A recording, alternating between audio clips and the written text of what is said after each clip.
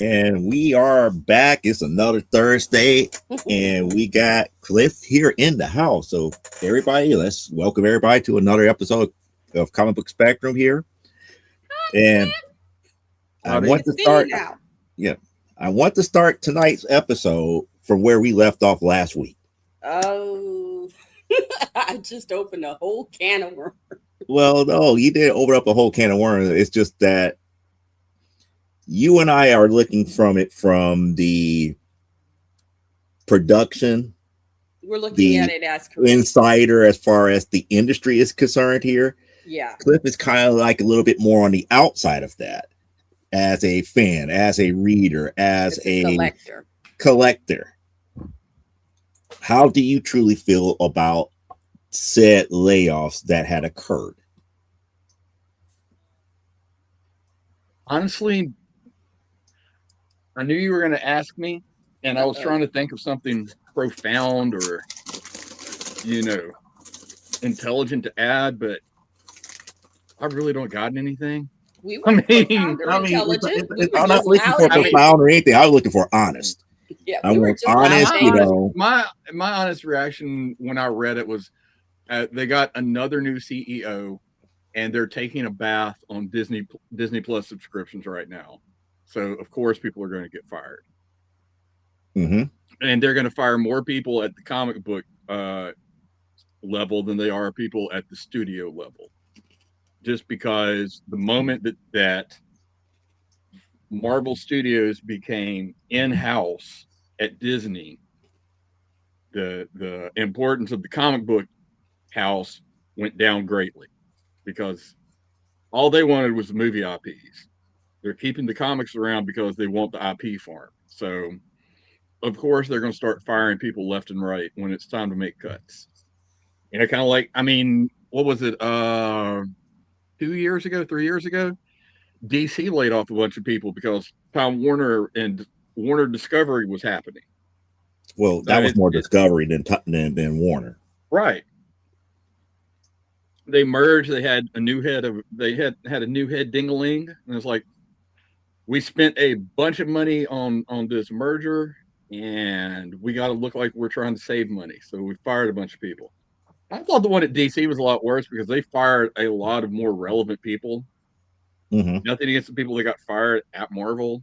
And this is going to make a lot of people probably that are friends of mine that may listen to this, that are editors, a little upset. But a lot of the book editors at Marvel and DC are kind of redundant, because they have an overall group editor, and then that group editor has an editor above him. So, of course, Daredevil's editor of Daredevil is going to get fired, because I'm using this as an example. I know this isn't the thing anymore, but whatever umbrella Daredevil's under, like when he used to be under Marvel Knights, that editor's still there. The editor above him for that section of the Marvel Universe is still there. So it's like, we got rid of the bottom person in the chain that tells this poor writer and artist what to do.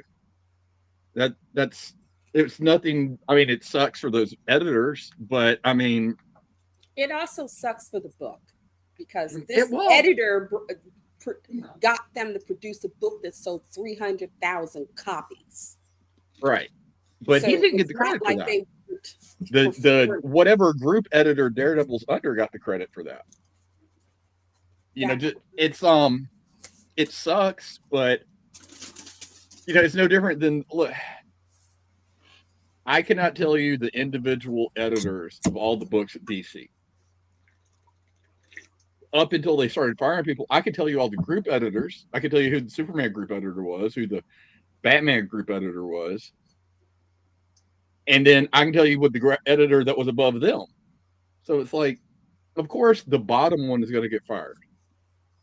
And the creators, they're worried about their jobs, but they're not as worried as they used to be about them, because, okay, you fired me from, I'm just pulling a book out of there. You fire me from X-Force. Okay. I'm not doing X-Force anymore. Fine. I'm going to go work on my creator-owned book. through Dark Horse, through Image, through ABCD, and make more money because Scott Snyder, who is probably the highest paid creative at DC, openly admits he gets more money off of Witches that he did for Image than he did writing Batman. So the creators are like, if they fire us, I'll go write that story I always wanted to write because I have name value now for being on X-Force. I'll get more sales. Win for me. But I never understood the whole idea of it, but it's always been people in charge of comic books that don't know comic books. Even all the way back in the Golden Age. And because I was thinking about it, and I do not remember his name, but the founder of Fawcett Publishing, he wasn't a writer, he wasn't an artist, he wasn't a comic book guy. He was a dude who knew you could make money off of printing these funny books. Yeah, but at least they had more respect for the creatives. You know, Louis Mayer was a butthead, but at least he knew at what point to back off the directors and the producers and let them produce the product that made him rich. But that's also the same time frame where they paid $138 for the rights to Superman. That's how little they thought of the creatives. Jack Kirby died almost in poverty. Mm-hmm. Jack Kirby.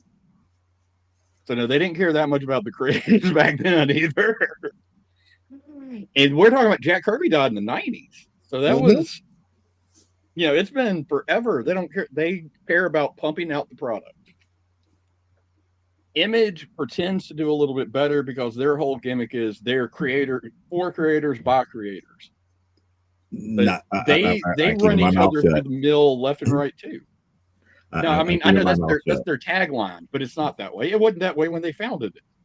Well, it never was that way. But the thing that always I come back to is that unlike back in the day, we both on the creative side and those who indulge in the hobby are constantly being lied to. When Disney bought Marvel, Disney came out the gate saying that Marvel will have its own autonomy. They will never fall up under Disney control. What ended up happening? It fell up under Disney's control. Because the bottom line is that they wasn't writing Marvel a blank check. They wanted Marvel IPs to succeed to maintain that bottom line for they could buy other properties, because Disney's ultimate goal was to become a IP farm. Well, I mean, that's the reason why they was buying up all these other studios. They were trying to help Marvel Studios regain a lot of the IPs that they farmed out to other companies. This is why they bought 20th Century Fox. This is the reason why they was having such a hard time and eventually came into the deal with Sony to get the Spider-Man stuff back. Mm-hmm. Yeah, well, that's every corporation now. They're all trying to become IP farms because they don't want to make anything. Well, it's not really make anything. They want to maintain something. Right. But what part of that maintenance though? It may just be the cynic in me, but when they said Marvel was going to be its own entity, I was like, yeah, okay. Sure it is, because there's no history at all about Disney not stepping on everyone's toes when they buy your stuff. But I mean, honestly, this would be a lot less likely to have happened if, oh my goodness, I'm blinking. Kevin Feige, whatever his name is. If he didn't pull the studio away from the comics and make them separate. Yeah. Because when they went into Marvel, into Disney, they were together. But Feige didn't like Ike Perlmutter, or whatever his name is. So the first chance he got to break away, he did. And then it became, we have the studio. as long as a bare minimum of comic book is still going, we get the IP. Who cares? It's not about who cares. It's not about who cares. It's more along the lines of I'm talking about from Disney's point of view. No, I'm looking at it from Disney's point of view. It's like Disney is looking at it from the point of view. It's like, yeah, we got all these IPs, but there's maintenance that comes into play. You have to keep these IPs, if I could say, in the mainstream. You got to keep people talking about certain characters and certain things. Because you came out with the Avengers, but if you don't come out with another Avengers movie in 10 years, nobody's talking about it. It disappears. Same thing with Black Panther. Don't come out with another Black Panther movie, it disappears. Black Widow, don't do anything with her, disappears. This is one of the reasons why they constantly, it's like, this is one of the constant reasons why Sony has been harping so much about their Spider-Man IPs, because they did not want it to give it back over to Marvel. Because why? They did their Spider-Man movies, and now they tried Venom. Venom got some popularity, so they've been pumping out Venom movies. They tried Madam Web, it failed. In some ways, it kind of failed, but they were trying to pump out movies to keep the Spider-Man franchise in people's minds, because you have to maintain it. Yeah. Well, they were also that's doing the real problem with Disney. Disney does not want to maintain. And part of that maintenance is the comic books. They have to maintain those comic books, period. Well, they were also trying to pump out the Spider-Man movies for the same reason they were pumping out all the X movies. It's where the rights wouldn't go back to Marvel. Mm-hmm. Because they were, ever since they made that deal, they were trying to get out of it, because they made that deal. What was it, when they were in the middle of bankruptcy? So they've been that's the other reason they stayed on top of all that, because Sony was smart. Like, I'm not giving this up. We make money off of this. So that's why. I mean, I know some people liked them. That's why all those X-Men movies came out. Boom, boom, boom, boom, boom, boom, boom, and no one cared at the studio if they were good or bad. They just wanted to keep the rights. And that's why we had like 24 of them. And they were, I personally didn't like any of them, but I will admit the first one or two were the better of all the rest of them. And then they started doing the time jump shit. And I was like, I gave up on that in the comic. I'm not watching a movie that doesn't understand it. No, they didn't do a true Days of Futures Past, but what they did was X-Men First Class. Mm-hmm. And I was like, and people complained because they didn't do the original 5. Mm-hmm. And I also complained because I hated that in all the movies, instead of being in their cool costumes, they were all in these ugly leather daddy outfits. And then all of a sudden, here comes Grant Morrison, and damn it if they didn't have him in the books. And that was it. I was done. I want my yellow and blue Wolverine and my looks like a lollipop Scott Summers. Wait, you don't want your mustard and orange Wolverine? I like the mustard orange and brown Wolverine. I got that mustard orange and brown better than I did Wolverine and the yellow. When I started reading X-Men, he was already in the orange and brown costume. So to me, that's the classic costume. Even though I know the blue and yellow. The blue and yellow is the classic. Was the original. Yeah, but so that was me. Yeah. So when they changed it back, I was like, whatever. But that's to me is the real problem with the corporations owning these things, because they only looking at maintenance.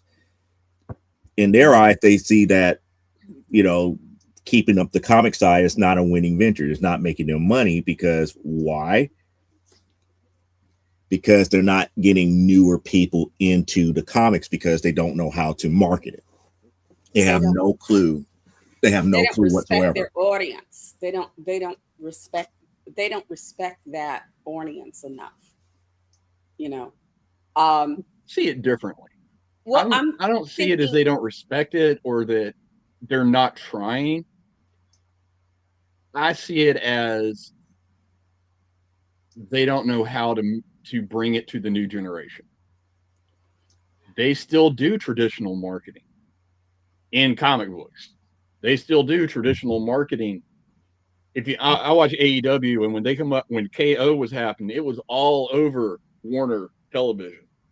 It was all over Warner Television because it was 100% Warner across the board. It was Warner's AEW. It was Warner's DCKO. However, let's go one step further. When was the last time that you seen a Bubblicious ad in a comic book or a Snickers bar? They stopped doing that. They stopped doing that. All the ads is only related to whatever corporation ad that they're going to have here. So they only advertise themselves. Well, but then again, that's the way of the beast, though. Everything is doing that way. Advertising is shrinking because media has become more disposable than it ever has been. Like last week, Joe, you were talking about how Disney kept Mickey Mouse in everybody's face by putting out re-releases of DVDs and movies all the time. Mm-hmm. They don't have to do that anymore because it's on Disney Plus. It's streamed now. They do not care. It's like we make $10 in a ham sandwich off of making a DVD that costs us $8 in a ham sandwich. So, but we can spend X number of dollars and put it on streaming and never do it again. Here's the problem with that. Like that's the caveat, because they not redoing what was originally done. Even if it's on streaming, if they put it on streaming, it's not an active entity that they control here. It does not affect the licensing behind it, which means that it falls off of the whole copyright list when it hits its maturity. But I mean, that's going to happen anyway, because look, DC right now is busting their ass trying to keep Batman and Superman, because 2038 is coming really fast. And they're pumping out stuff left and right, but they're still scared they're going to have Steamboat Willie horror movies about Batman and Superman. They're not in the same boat as far as the Siegel family or Bill Finger family, because they're the ones that really going to lose out in 2038, not DC. DC still has the rights to produce whatever they want. It's the Finger family, Schuster and Simon and Schuster. They're the ones that are not going to see their original incarnation of those characters anymore, because once 2038 comes to play, their copyright of that original design goes away, unless they figure out and write a brand new deal with DC, and they have to use the original designs. Yeah, which DC is trying to do, because I've looked at the reason I think they're trying to do it is not because of the movie, like the Mickey Mouse one. I just think that's funny. They don't want the next mutant that shows up in the X-Men to be Kal-El. So they're scrambling to try to get that done. You worry about the next mutant being Kal-El. I'm up here more worried about all of a sudden, in Invincible, here comes Kal-El. I'm any of them, but they're more worried about Marvel than they are about Invincible. I don't think so, because there's too many of the newer IPs that has the liquidity to buy it. If they were more worried about the new IPs, Homelander wouldn't have shown up in DCKO. They're not that worried about it. Marvel is always going to be the big bad in the corner. For at least in DC's eyes, maybe. Yes. Well, that's what we're talking about. Is DC. I don't care. I mean, I don't want a Marvel version of Superman. I already have seen that. It's called Hyperion. Yep. But thank you. I don't. Good job. Among other ones, I don't care. But I mean, from a standpoint of being a fan, I don't want them to dilute the stuff just to say they did it. But when it comes to the way things are distributed now, it's also different. And this happened in the early 2000s, I think. The moment that they changed the and I'm trying to think of the correct word because I just lost it.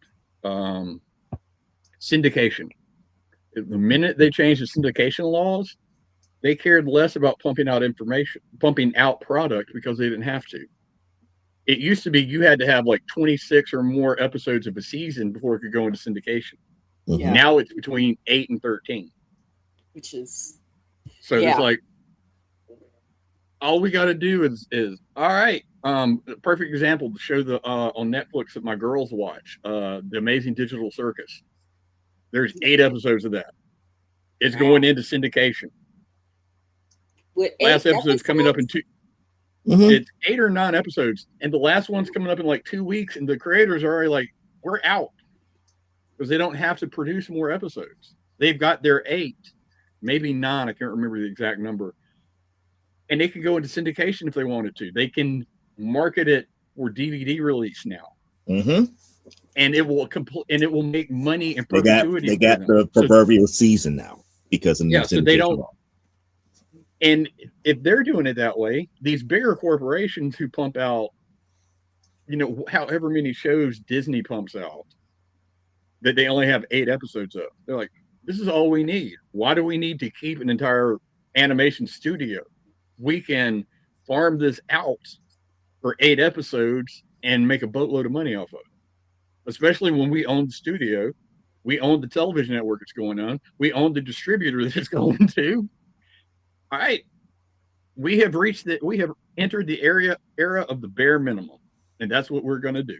And it's sad because now since you mentioned it, I think about things such as Squid Games. Was their season 2 was split up into 2 separate sections of 6 episodes each, and they consider each one of those 6 episodes a season by itself. I was like, no, the whole 12 is the season because you stop midway. And they stop midway for they can have the proverbial mid-season finale. And I was like, there's no such thing as a mid-season finale to have another season. Stranger Things did the exact same thing in their final season. The first time I ever noticed the mid-season finale thing was with Supernatural and with The Walking Dead. Because The Walking Dead, Supernatural, I believe there was, for some reason, it's just the way that everything fell. They started midway in one season and it crossed over, and then you had all of these other events such as sports events and all this other stuff that kind of impacted. Right. But that's when I noticed it the first time. But then when The Walking Dead came along, that was it. There you had the mid-season. Mike and I, because we were big Walking Dead fans until I realized this really is just a bunch of hype. This is some shit. We always thought it was funny. The mid-season finale was in October around my birthday, and then the continuation of the series was in around February and Micah's birthday. It's like, right, because they're not doing all these different things that they wanted to put on during the Christmas holiday, because they consider that Christmas from Thanksgiving to Christmas prime television watching prime watching time, and they didn't want people just to sit there and watch Walking Dead. And that was during the time that Walking Dead was still on AMC. That was also during the time when they still made holiday specials. And you could sell part 1 of season whatever at the store, and then turn around and sell part 2 of season, because they did that with Doctor Who, and BBC pissed me off when they would do that. But yeah, so it's the bare minimum. All right, 8 episodes, and we can release it in the wild. Done. What, we're making money off of it? All right, do another 8 episodes. And with the comic books, we have 4 editors that all tell this one creator what to do. We'll get rid of the bottom, because the one at the top's got seniority. It's even worse. Let's get rid of the senior VP of marketing. He's been here long enough that we can give him a gold watch and a pat on the head. Send him out. They also dumped some senior editors. Right. I'm just using that one as an example because I know which editors were gone from certain books. And if they came up here in my face and said, hey, I was the senior editor, not the editor, I would say, I'm sorry, sir, but again, you're one in the line. I don't know who you are. So, but I still feel this way when modern comics and these modern publishers start moving away from ongoing series, and we got all of these shorter run series that runs, sometimes no more than 12 issues, just because it's easier to collect. Mm-hmm. I knew comics were in such a bind where they, like you said, the bare minimum. Mm-hmm. If we could tell a story in 4 issues, let's go ahead, collect it, sell it as a graphic novel.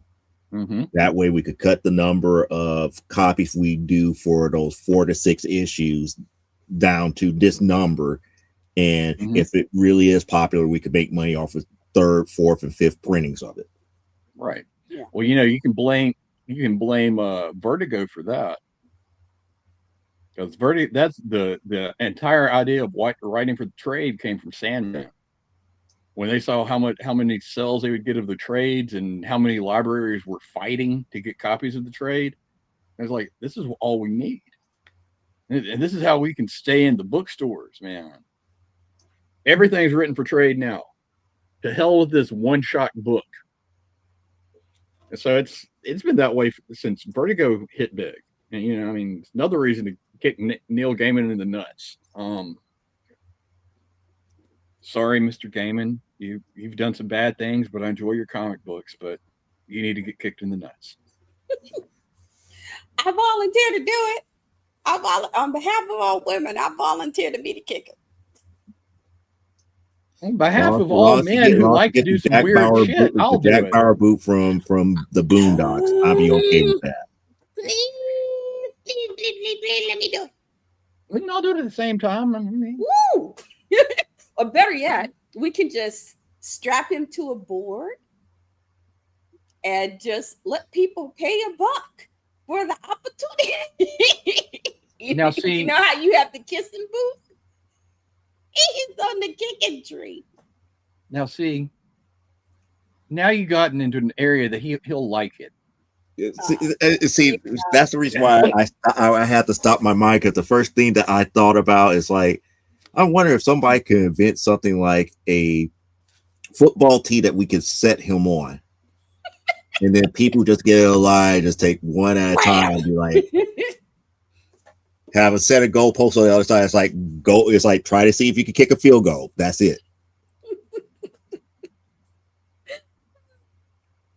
Sadly, Joe, something like that exists. There are some people into some really weird stuff.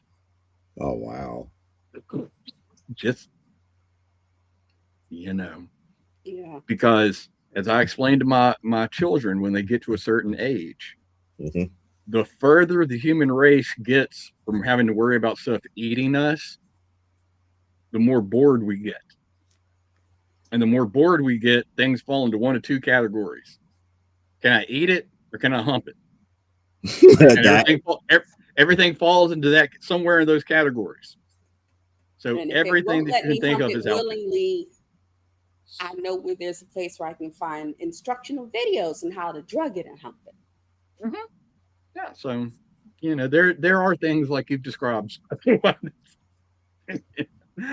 Specialized football team be like, okay, everybody line up. $20 a pop. We're going to set the field. We're going to set the actual goalpost 40 yards away. Have at it. First one to get it through might get their money back plus some. And we give bonus money for those that could double doink.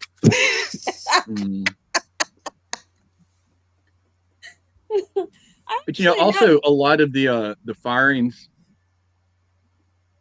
it's not the same, but in the corporate mind, it falls under the whole, well, we don't need a senior VP of marketing for the comic books. We have a senior VP of marketing for distribution already.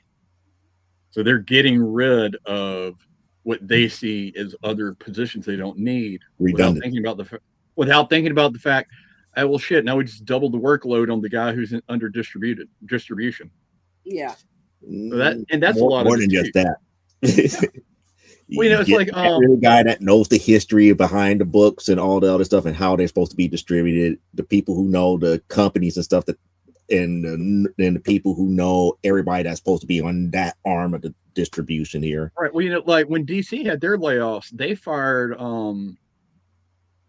I'm trying to remember his name now, but they fired a gentleman who was in the department of marketing and distribution that he has spent the last 25 years as the one who does all of those retailer summits.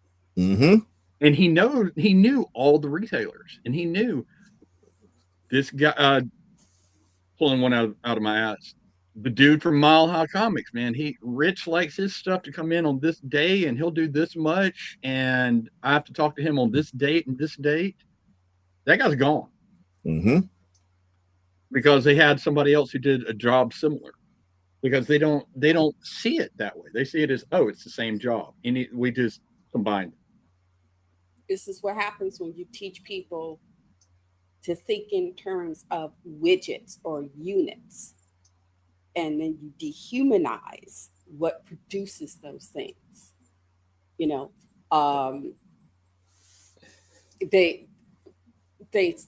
dudes was able to burn down a warehouse because they cut the staff down to nothing, wasn't paying them anything, cut them next to nothing. So he was able to get in because they didn't have the security, because they cut them down to next to nothing. And so he was able to get in and say, hey, let me burn it down. Because what should have been in place, they were just like, well, you know, and it's like when you don't have boots on the ground experience, you know, in the military, back in Nam, they used to frag what they call boot loots, officers who, the minute they graduated college, went to boot camp, officers training camp, and then came out with a lieutenant, and had no combat training or anything, got shipped off, and for some reason thought it was smart to lead from behind, because the old guys, it's like, yeah, but the old guys had actual experience being on the ground, you know, so they understood. That's why they're in a position where they can give you the orders, and you're supposed to see them carried out. And you're not thinking, you don't know the terrain, you don't know the language, you don't know the people, you don't know the history. And you're sending a bunch of teenagers out there, and you're not even going out there with them. You're not double checking to make sure what you're being told is correct. And folks are getting dead, or they're getting worse than dead. And then you wonder why you wake up and somebody put a grenade in under your cot. You know, it's they had too many young men with no real experience out there pushing on things they had no understanding of. The saga of Lieutenant Dan. That's all I come back down to, and a lot of the stuff that Elaine was saying was a lot of the stuff that they taught us at the Air Force Academy. It's like when you started really working with master sergeants and you know, the higher up NCOs, it's like they would look at you as like, we don't care about rank. We know what we're doing. And if we have to, we will go above your head. So you have to understand. Listen to us based upon experience. Especially since you got some idiot with a fine arts degree. Because it didn't, you would go to ROTC in college because the military would pay a history degree. and get a history in literature, music, whatever. And because you went to ROTC, it's like, oh, the government's paying for this. And then you graduate and it's like, okay, now you owe us 2 years. And you had people with no real training, high schoolers and ROTC, get more training than some college kid does. In ROTC, and it's unless you go to like West Point or something like that. And that's a 5-year commitment. And that's a 5-year commitment. And then you get in and you think, well, I got a college degree. This master gunnery sergeant barely got out of high school. He doesn't know what he's talking about. I got me a high school degree. It's like, baby, shut up. Sit down, shut up. Because that master gunnery sergeant has earned all of these stripes. And he started at the bottom. They forget these master gunnies and whatnot. They started at the bottom as privates and had to work their way. They didn't just get up and apply and boom, they were a master gunnery sergeant. Too many of these guys think, well, I'm an officer. I came out an officer. It's like, no, that guy had to work from the bottom up. And you see it a lot of times, like I said about this factory, you have too many people coming out, boom, I'm on the top, and you're not listening to the guys who have had to come up from the bottom and are trying to explain to you, this is how it needs to get done. You don't trust in the people who have worked their way up and gained their positions via experience. But because you sat in some class and talked about widgets, you think you know everything. When you don't know, as we used to say, your butt from a hole in the ground. And you see this in a lot of studios. Us real Tolkien fans, we are now cracking our asses up because for the past couple of years, the Rings of Power, and why Amazon, whoever is pushing it at this Amazon, really hates Tolkien, or they really hate Peter Jackson and what he managed to accomplish. And he couldn't have got this done unless he went and did it in New Zealand. If he had shot that in LA and they had facilities, he could have shot it in LA. They could have shot it here stateside, but he was smart. He's like, I'm going to take this to New Zealand because it takes you forever to get here. By the time you get here, we've already got it done. Thank you. Rings of Power. And I have watched for the last couple of years influencers in the Tolkien world walk this interesting little tightrope because they really didn't like the series, but they wanted to get the access. So in order to get the access that Amazon was getting them, in other words, when they were the beginning of every season, they have special viewing dates and the influencers get to come. And if you talk enough crap about the show, because it is crap, you don't get to come. So they have to walk this tightrope of acting like they're not all over the show, but at the same time, they throttle their criticisms. And now, after 2 seasons, they've finally begun to say, you know what? Show ain't working, and it's only gotten worse.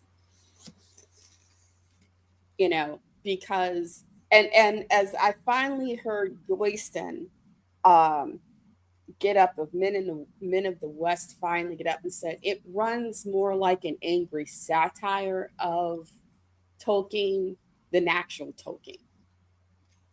Because it's like, and the excuses, Amazon is like, we can't use the actual trilogy or The Hobbit.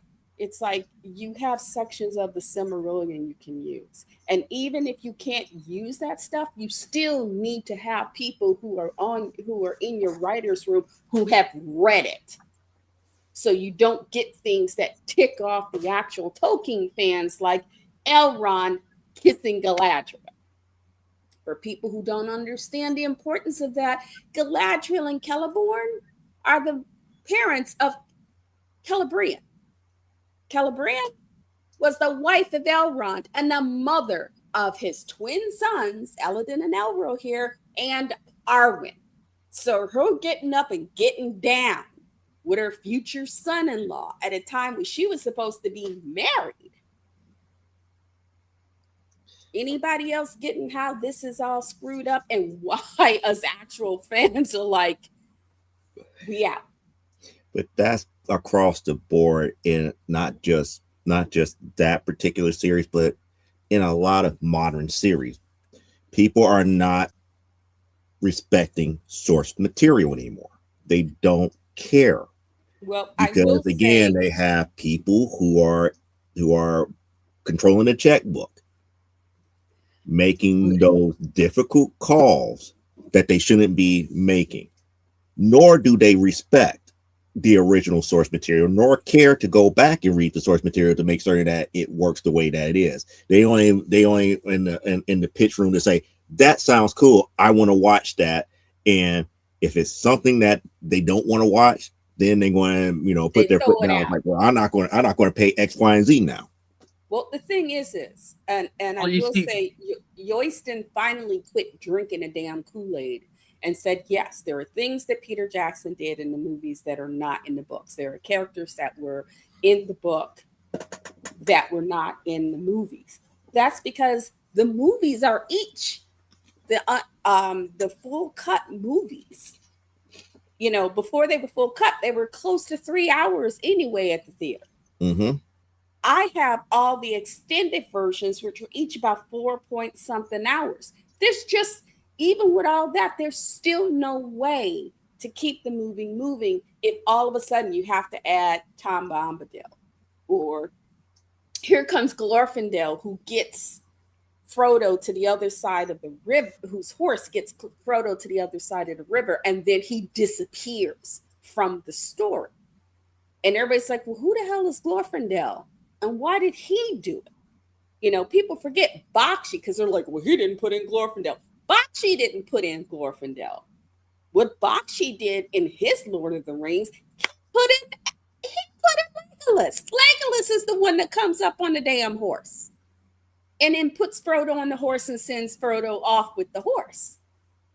So it wasn't even, and everybody loves Bakshi's stuff. They don't bitch at Bakshi about it. It's like, well, at least they kept it somewhat close to home, and they were trying to figure out, trying to give Arwen more agency within the movie, within the time they could. Because it's like, we got Liv Tyler. We need to use her ass for more than like 5 minutes. Mm-hmm. We need to give her something. Okay. But it was still, as much as that happened, he at least, and the reason those movies cost so much, they hired folks who were Tolkien scholars to work with them on that script. Mm-hmm. They had Amazon, the same guy who worked with Peter Jackson, Amazon, when they first set out to do Rings of Power, they hired him. And halfway through the first season, he was like, no, I'm out. I see y'all later, bye. Because he realized y'all are going in directions that have nothing to do with the stories. And it's like, why? And what writer is so stupid that you would sign on to something and then be told you can't use the source material? It's like, fine, you can't use that part of the source material, but you still have to understand what you're doing a series about the foundation of those books. The Silmarillion is the foundation of Middle-earth. Okay. And so when you screw it up, when you ignore what's coming after, and you just say, well, we should, Galadriel should be kissing Elrond. It's like, you just wiped out. You just wipe stuff out. No, thank you. Screw it. Go ahead. There are 2 things there I want to unpack. Okay. First one, I understand this stuff about the source material and people not respecting it, but that's been going on forever. Have you ever watched the old Captain Marvel serials from the 1940s? No. Yes. There is absolutely worse. nothing to do with the source material in those. He uses a Tommy gun, and there's something about a goddamn scorpion every other episode. So the thing about the source material has been going on forever. That's not a new phenomenon. No, but back then you also didn't have influencers who knew the source material. I'm not talking people who just jumped on and became influenced because they were watching that series. I'm talking about people I used to follow because they knew the books as well as I did and were like, oh, okay, well, yes, if but, you give me access, then, I won't yell at you. Back then in the 1940s, they didn't need influencers because the circle was so small. If they really wanted to go by the source material, they just had to go next door to the publishing house where the comics were made, and they didn't. So it's been going on forever. And it's with using the Rings of Power and the movies and the cartoons as an example. That is showing a growing, a shrinking world. Back then, when the cartoon movies came out, there are probably people who bitched about them the way they bitch about the Rings of Power, but you did not hear about them because you couldn't pick up your phone and see them. Now you can. And you, Elaine, specifically, because you are such a big Tolkien fan, you are in the bubble of other Tolkien fans. So you hear all of that because you can only listen to that now. We've developed that ability. Just like I can go on the Jack Knight Starman Facebook page and hear nothing about except how great Jack Knight is all day long, and ignore everyone who hates the book. Our world has gotten so isolated in the information age, we don't have to listen to other people's opinions about it if we don't want to. And if we do hear them, just like the flat earthers, there's more than one of us, so we're still right. And also with this goes to both those other points. Michael Bay. You guys know who Michael Bay is? I definitely know who Michael Bay is, and we're not talking about those Transformers. We're not talking about Transformers. Honestly, we're not going to talk about Transformers. Just using his name because I could not remember it was right, and somewhere in my head I wanted to say Christopher Nolan, but I'm glad we're all on the same page. Michael Bay said the exact same thing that the people at Marvel did when they started the movies. If every comic book fan, every Tolkien fan, every Transformers fan did not go to our movie or did not view our Amazon streaming show, it would not affect the bottom line whatsoever. Which is true. That part is 100% and because true. Of that, Michael Bay is a perfect example because he was given the keys to the kingdom of one of the biggest franchises ever. True. And he did whatever the hell he wanted to and screwed up the names of half the damn Transformers because he didn't take enough time to figure out who they were. And it did not matter. They made $1 bajillion. Do you understand why it made $1 bajillion? Because they said Transformers, and there are enough people our age who buy stuff that say, hey, I remember watching that when I was little. I bet you Jimmy will like that. I'll take Jimmy to go see it. And that's why I took my kids, because my youngest... I don't remember enough. I never followed Transformers after it went off the TV, so I don't know if anything else is still happening with it. I don't know if this is going on, but I remember Optimus Prime. Let's go see it. My youngest loves Bumblebee. Just like with the comic book movies. He was more than correct on his statement for one reason and one reason only. Michael Bay understood his audience, which is moviegoers. Tell me a moviegoer that would go into a movie thinking that, oh, I'm going to see a movie based upon source material. No, they go into a movie just to be entertained. Period. Flat out. That's why they don't care about the source material. They don't care. They just want to be entertained for, anywhere between 1.5 to 3 hours. That's bottom line. And there's also the whole they want to entertain. And if if it so happens to be based upon something else and it piques that person's interest, that's a byproduct. Mm-hmm. That's one of the things that I've been saying on my Saturday show for the longest. Why, and I'm going to pick on Watchmen at this point. Watchmen is one of the few movies that cover the greater majority of the source material, minus some of the stuff with the comedian. It covered the greater majority of that series, and moviegoers hated it while comic book readers loved it. Mm-hmm.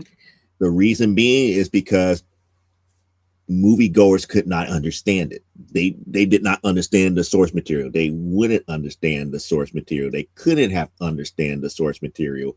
They have no knowledge of it. So when they see it, they got confused. We comic book readers knew exactly what was going on.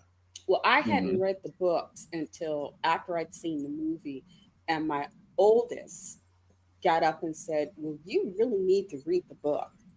And then got me for my birthday one year, my own copy of Watchmen.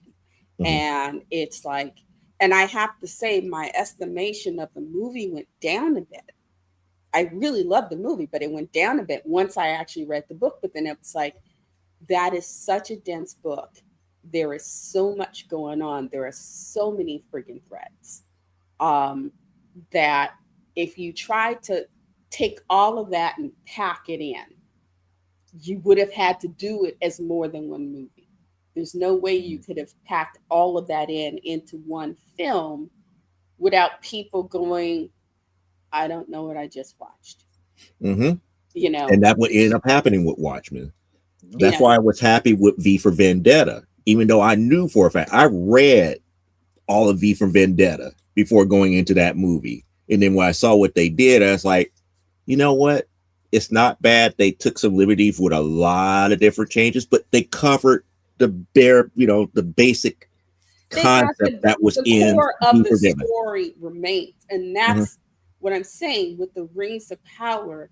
That's why Amazon can't figure out why Vox Machina has become this hit, and Rings of Power, but because of what happened, they committed to it where that money was spent before those 3 seasons even hit the airwaves. They're kind of stuck getting that 3rd season out. They don't have, I guess they're kind of stuck in a way they have to produce it because they've spent so much of they've spent so much of the money ahead of time. But when you're at least keeping enough of the core. And like I said, this was something that Yoyston and those guys are now beginning to admit. It's like, yeah, we had questions about the Peter Jackson films, but he at least kept the core of what it is. And that makes all the difference. It's not just enough that it looks like Middle Earth and it feels like Middle Earth and whatnot, but you also have to keep the core of what makes that story special. And when you don't, that shows, and now it's like, and Amazon's like, well, why are these people leaving? Why is viewership dropping? It's like, because there are enough people who started picking up the books because they heard enough of us screaming, you don't know what you're talking about, pick up a damn book. And going, oh, the part that they're collecting, the part that they're covering, the hobbits don't come into play here. Except for this little bitty part, and they haven't covered that. They haven't covered the War of the Witch King of Angmar yet, and that's when the hobbits themselves take a spot within the greater scheme of Middle Earth. They are working. I will say, Andy Serkis is. Oh, for those of you who don't know, they have started. I'm throwing this in. They have started The Hunt for Gollum. Andy Serkis is directing, but Peter Jackson and them are still the group that's they, Peter Jackson is keeping his hands on the tiller. Um, and Andy is the guy who made motion cap what it is in regards to the performance end of it. And those of us who know it are kind of happy, but at the same time, we're a little sad because Viggo Mortensen is not coming back as Aragorn. They've gotten a new Aragorn, and I get it. He's aging out, and he's probably looked at that and went, no. Just because of what it requires of him physically to do. And there are actors who, will let them digitally de-age them for a role. And that's just not Viggo. That's not who he is. So they've hired someone to play young Aragorn for this. Well, Cliff, will you allow me to indulge in one thing real quick? Sure. Because I think this is going to help prove your point. I think it's going to help prove your point here. Okay. And here's the question that I have for Elaine here, and this is one of the things that helped me avoid a lot of arguments with people who just like television and movies when it comes to source material. Are you able to watch Rings of Power without relying on your Tolkien knowledge? Meaning hell no. I haven't watched. Once I started learning about what they were using and what they were doing, I have not watched more than 2.5 minutes of that show. And it's like, I hope I don't meet any of those people in real life because I'm going to jail for murder. Okay, because the reason I bring that question up here, because you brought up, the reason why the ratings are slipping. I don't think the ratings are slipping because of those who know the lore. I believe the ratings are slipping because those who don't know the lore are not being entertained one bit. It's sloppy storytelling all the way around. It is sloppy storytelling all the way around. And those of us who have seen the movies and love the movies, and I liked Ride of the Rohirrim. I think the fact that Philippa Boyens took what was basically a paragraph and worked it into a decent film, did a decent job. And whenever girls ask me about getting into Tolkien, it's like, yep, start with that. Because I've heard girls go, well, they don't give the women enough to do it. It's like, write it or Rohirrim. Read that, understand it, and then get into the books. No. And you've heard me say before, because I've heard people go, well, I can't read the Silmarillion, the language. It's like, if you can read a King James Bible, you can read the Silmarillion. Shut up and sit down and read. Okay? If you can. It's the King James Bible. Huh? Who reads the King James Bible nowadays? Nobody. That's why they can't read the Silmarillion. Nobody reads the King James Bible. I've read. Well, that's another point, because everybody moved to all these other versions of the Bible. That's why I could read Tolkien, because I grew up reading the King James Bible. I grew up reading. The Secretary of Defense just quoted Pulp Fiction and thought it was actually from the Bible. So I don't want to hear nothing about people reading the Bible no more. But the main point of asking you to allow me to indulge here, Cliff, is that I saw your point. I saw your point as Elaine was explaining why the show was failing. It's like, let's take that step back. It's like, it comes back down to what I was telling Elaine a couple of weeks ago about the Underdog movie, because we were talking about Underdog as far as the cartoon series. It's like, yeah, there was an Underdog movie that had nothing to do with the source material. Yeah, they had Shoeshine Boy.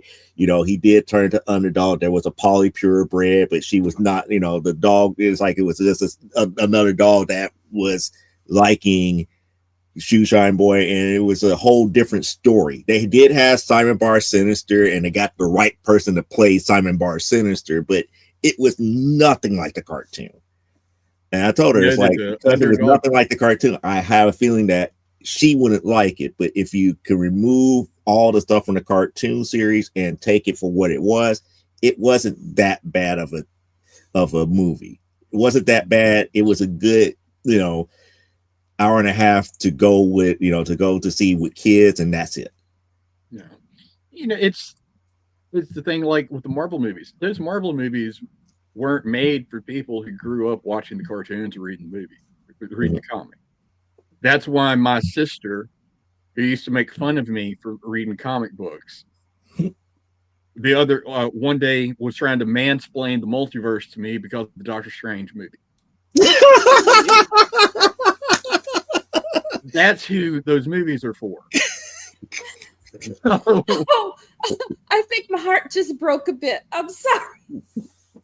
And then she took it a step further because she also was trying to explain to me why Wanda Maximoff was more powerful than the Phoenix because of the movies. It's like, I'm going back to ignoring you for the next 6 months. I was ooh.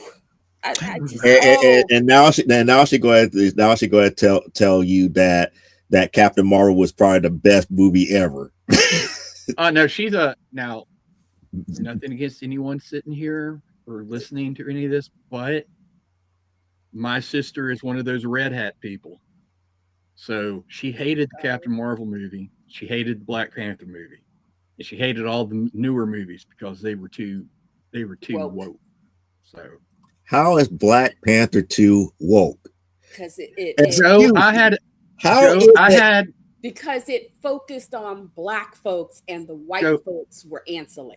I had a friend of Micah's husband. You're in Africa. When will people understand that colonized Africa is not solely them? Go. That's why it's too woke. One of Micah's friends' husbands got on a conversation with me about Marvel movies one day and told me that his least favorite was Black Panther because it was too African. These are the people that we're dealing with here. Unfortunately. Okay. Just like I've had arguments with people before the Infinity War came out, who argued with me that the yellow Infinity Stone was in the Green Lantern movie. And I guess Sinestro had it. Yes, that's why the big bad in the Green Lantern movie was yellow, and the Infinity Stone is yellow. And I was like, I think I may need to go throw up. No. I'm just laughing right now. I'm trying to laugh to hide my tears. That's the level of people that these movies are for. Got it. And more power to them. They need to be entertained too. But yes, when you start telling me Black Panther is too African and trying to explain the multiverse to me after watching Doctor Strange, sit down. I'm just up here. It's like, in their eyes, how are you supposed to tell a Black Panther movie? How are you supposed to tell the Black Panther story if you can't talk about Africa and the people of Africa? Okay. To put us on a more positive note. I'm ready to go there. Okay. I'm ready to go there because let's take a look at Fantastic Four First Steps. You want to tell me that was a perfectly fine movie as is, knowing good and well the time frame that they set it in, which was 50, somewhere between the tail end of 1950s, early 1960s, and how everything with worked, the atmosphere that it was set in. Now, the one thing that I'm glad that some of these people who want to say that things were too woke, I'm glad that they didn't pay attention to a lot of the background characters and everything, because it was a decent movie. But because the characters that they used, I'm up here like, wait a second, if we want to go on a cultural aspect of it, you should be taking that step back and be like, oh, why are you feeling that this one is okay? But when we talk about the culture behind and the main character of this character over here, you have a problem with it. That's your own bias. Oh wait, that has nothing to do with being woke. That's your own personal bias coming into play. Just so we're on the same page, you're talking about the Pedro Pascal movie, right? Yes. Okay. I heard, and he was a very good, very good. I haven't read it. I haven't he was watched a little it bit too towards the mid to the end of the movie. He was a little less confident in himself than Reed Richards is, but it went with the story. So my biggest complaint, aside from the Silver Surfer being a chick, was yes, Sue Richards is one of the most powerful people in the Marvel Universe. She's not knocking Galactus backwards. No. That was she one of my does have the ability to do so, but yeah, you're right. She's not just at will knocking him backwards. No, I mean, Reed who convinced Galactus not to go chomping down on the Earth. If anybody who has read that comic knows that it was Reed matching wits with Galactus who got him to go, oh, okay, you know what, I'm gonna let this go. Though I will say one of a great comic, and I think it's a Fantastic Four that appears in, is when Galactus decides that he wants to chomp down on the home world of some of our favorite baddies. He goes to, what's their name? They got the three chins when they're not.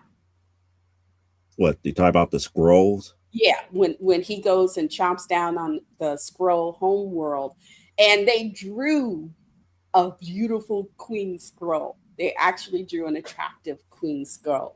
It was, and the following month there were so many people writing in the whole letters to the editor page was just, damn, y'all made a decent looking Skrull for once. Way to go! But did you have? Why is it you have to wait till you you destroy the damn planet to give us a pretty Skrull? Come on, you couldn't have done that before. You confused me a minute because you said some of our favorite bad guys, and then you said the Skrulls. Well, sorry, they were some of my favorite bad guys reading Marvel and stuff. The Skrulls, because they had, the Skrulls had their stuff. Sorry, I was mispronouncing.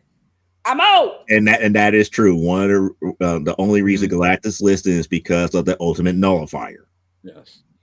Now, which was would the original Galactus trilogy been as impactful as it is still to this day without Jack Kirby's weird ass visuals? You couldn't get away with Fantastic Four without relying on Jack Kirby's visuals, or just the machinery that he came up with. You couldn't do it. Damn, right. I mean, but saying that to say, it's like people in their small-mindedness. It's just like you have to look at it from the standpoint your biasness versus what is actually there that makes the story what the story is.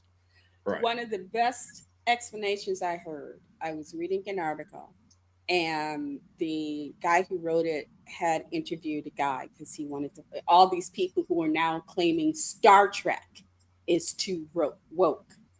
And and he said it boils down to a young man he talked with said he watched a classic series and he didn't care about the morality tales and all of that. He just wanted to see the Klingons, he just wanted to see the Federation and the Klingons and them throwing down with each other.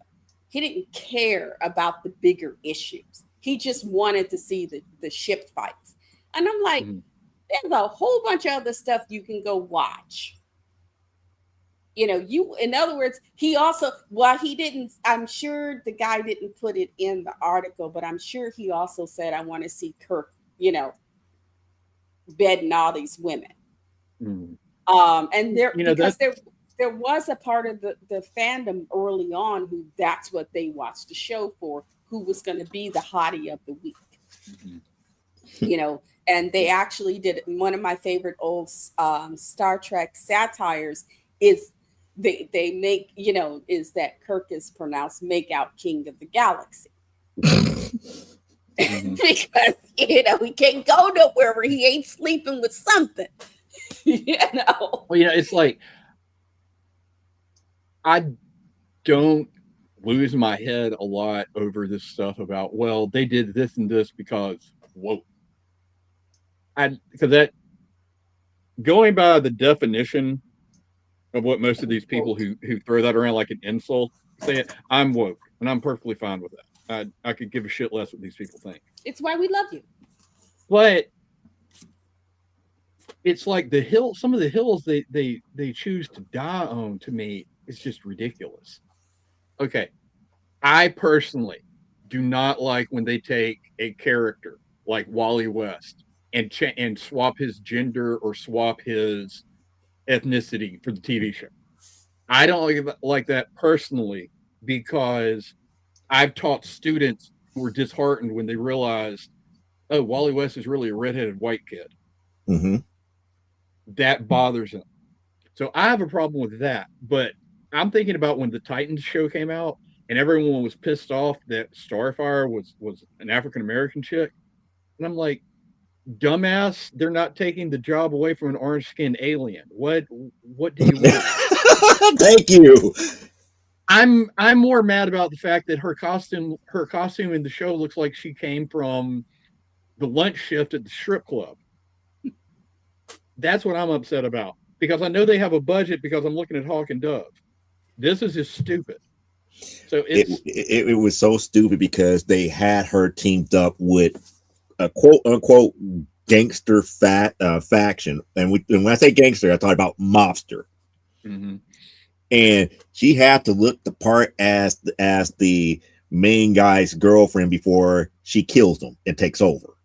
Yeah, however, like that doesn't work very well, but at least we eventually got the Starfire mentally, so that we became accustomed to from all the Titans book. But in the very beginning, it was just like they just did not know how to write her into the series. It's like they didn't know they didn't like, I didn't like how they wrote Dick Grayson in this series. No, because out of all of the Robins, Dick Grayson is at the bottom of the list of Robins who's going to say F Batman. Mm-hmm. You know. Yeah, even as Nightwing, he's not going to say that. So yeah, there were bigger things to be upset about in some of these shows and movies than the stuff a lot of people got upset about, and that's my issue with it. And to me, people don't understand what is truly woke and what is not. No, like if you look at the classic Superman stories from the 1930s and 40s through today's lens, Superman was woke as hell. Oh yeah. And if you say that to certain people, they will get offended. They're like, no, he wasn't. Truth, justice, in the American way. Can you even spell what you just said to me? Okay, truth, justice, in the American way, but look at how he says this over here in the 1930s and was considered patriotic. Yes. Yes. Oh, hello. But that McFly, anybody in there? That's a hill that I don't mind dying on, but I don't want to have the FBI showing up at my house for talking about it today. So yes, yeah. I get it. On a slightly off-topic note, but it has to do with IPs and all this stuff. I don't know if I've talked to you about this, Joe, but do you know what Amazon is looking at making to be one of their next shows? Mm-mm. Oh, please. After the success of The Boys, they started going through Garth Ennis's catalog, and somebody saw Crossed. No. No. Why do they want to show that type of violence and massacre? Who going to green light that type of violence and massacre on a constant basis? I don't know, but I saw that when I was scrolling through my phone, and I about choked on my coffee because I was laughing so hard. I was like, this was just Dang. somebody who went on Wikipedia and looked up Garth Ennis and saw that word, thought it was cool. If they have not read that book, or at least one issue of that series, oh my goodness, my head hurts now. Not to say, Yeah. not to say is a good or a bad series. That series is definitely not for me because it's uber violent. This, and again, to me, that type of story gets into that biasness that is like, yeah, when biasness gets unchecked, this is what happens. This is what really happens. Yeah. For any of you who have never heard of Crossed, if you have seen The Boys and thought that was raunchy and a little over the top, You ain't seen nothing yet. That's No. that's just them, Amazon coming back and saying, we need a horror series. Let's just go ahead and grab Red Room. I would be like, why? How are you going to get Red Room through the censors? That's the same way I feel about Cross. Like, how are they going to get Cross through the censors? They're going to have to water that bad boy down. Really water it down. Because to any of y'all who don't know, The Boys, the TV show, is not near as bad as the comic. Okay. And if they actually go ahead with Crossed, there are going to be a lot of people who are clutching their pearls and crying, but they ain't seen nothing. Yeah, They'll be clutching their pearls, crying, and I bet you all the attendance at Sunday Mass, whether you're a Catholic, Baptist, wherever sect of religion you are, will increase because Cross will take you over that line and be like, yes, I gotta be cleansed. One of my favorite panels from across the comic, I saved it on my phone and I send it to people through text to bother them. Is one of the people who are infected with the crossed virus is buggering a dolphin standing in the middle of the ocean. And I send it to people all the time because it makes me laugh every time I see it because he's buggering a dolphin in its blowhole while crying for his mama. That's the type of stuff that you see. That was just a throwaway panel in the book. So. Oh man. Okay. Well, something a little more family friendly. The Mandalorian and Grogu is hitting theaters May 22nd. Oh, okay, that's good. I just remembered. I finally saw No Way Out. No, not No Way Out. No Way Home. I finally saw it. And my my sister has decided that I am going to have to take my youngest to see it.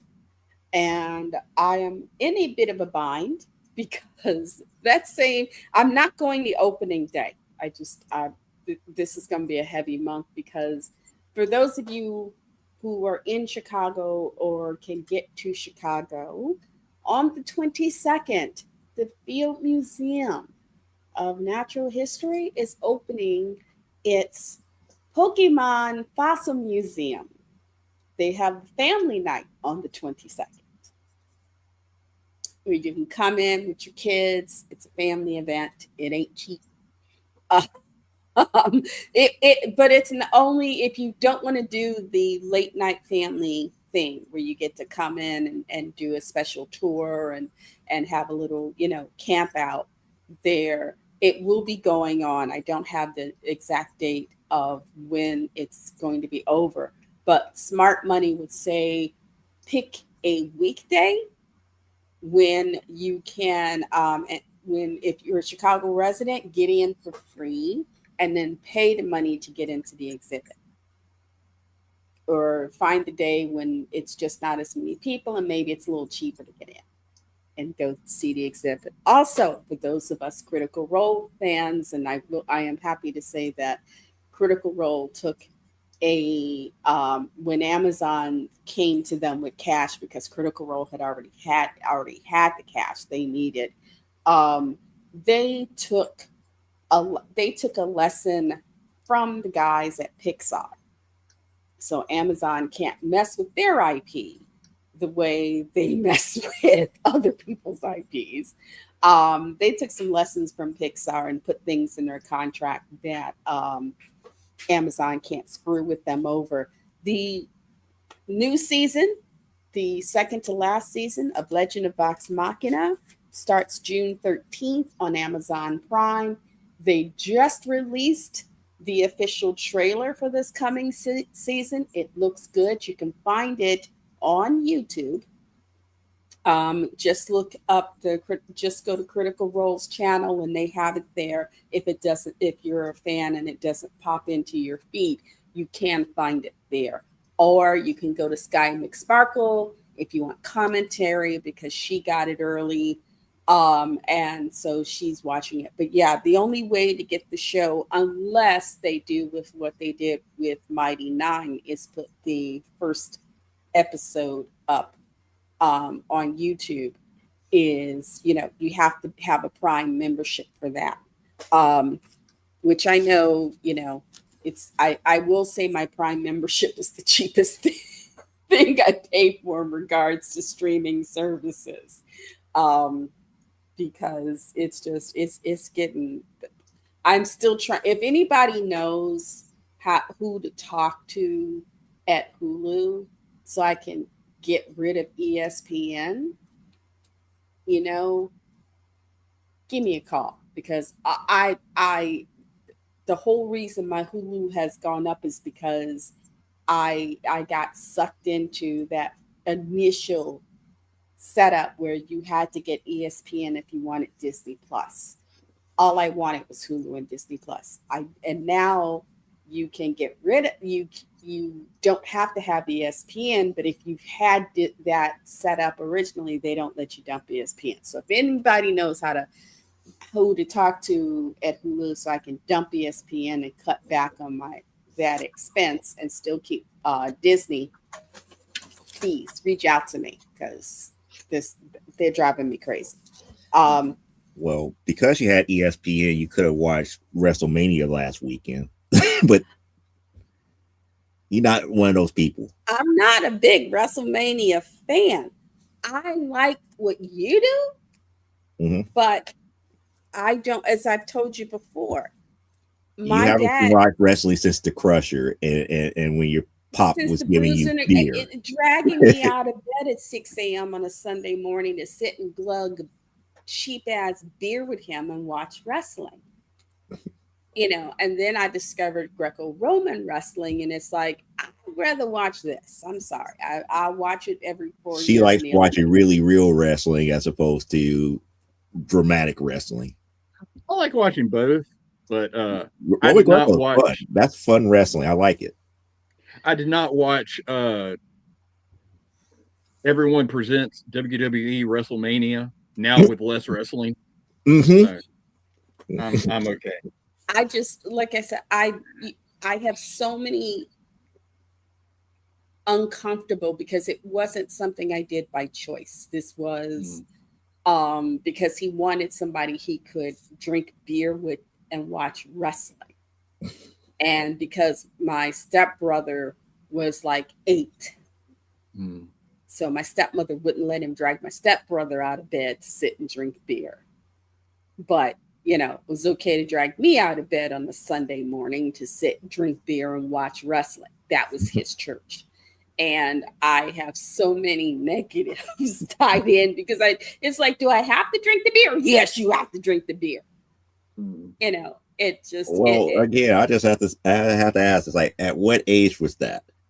14, 15. Oh, you were good. You were good, because you had with parental consent, that was back then within the law.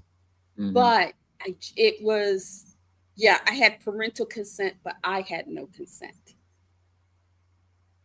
And that is the part that continues to bug me to this day. It's like, fine, drag me out of bed. I wanted to be asleep. It was the only day of the week I could sleep in. And I get dragged out of bed. Probably at about like 8:30 in the morning for you could watch the Crusher and probably Gorgeous George go at it. Look. You know, and I would have, like I said, I could have managed the wrestling, but it's the whole, you got to drink this beer. It's like, I don't like it. To this day, you know, I don't drink beer.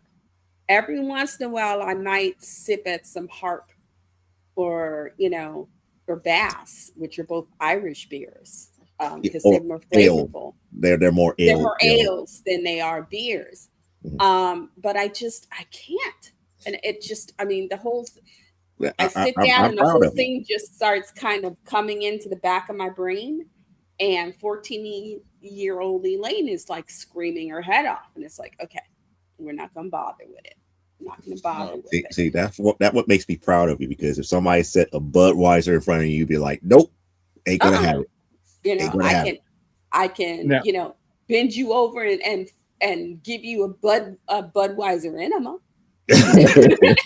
No, you can keep insisting, and I will let you see what it's like to get a Budweiser enema, whether you want it or not. Do we have to pay for this? To see the Budweiser enema? To receive it or to watch? Yes. I'm not sure how your missus would take that. She may pay you. Oh, okay. Speaking that of was the perfect answer. That was the perfect answer. Yes was the perfect answer. How's my girl doing? It's quiet, so somebody's probably dead in the house. How's Grayson? They're good. They're good. Grayson has been bugging me all day because she knows today is the day I come on here with y'all. She's like, are you going to tell them that I started watching the new It movie with you? I was like, no. The new It series? Well, we watched it. No, she's finally watching the movies from the 2017, 2019. And she's like, are you going to tell them? She's watching the one with Tim Curry. No, the one, she's seen the one with Tim Curry. She's watching the newer ones now. With the newer Pennywise. Tim Curry. Tim Curry is my Pennywise. I have met Tim Curry.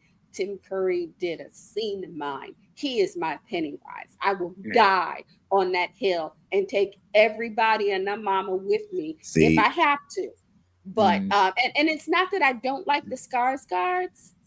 Let me be clear. Yeah. It's not that I don't like the Skarsgårds. I think I think as a man building a dynasty with his sons, they're doing good work. You know, because hey, the Sheen Esteves class is aging out, as well as some other families. So, you know, and Drew Barrymore don't act no more. So yeah, okay, come over, build your dynasty. But Tim Curry is my Pennywise. Now I've seen Welcome to Derry already, and I'm watching the newer It movies with Grayson.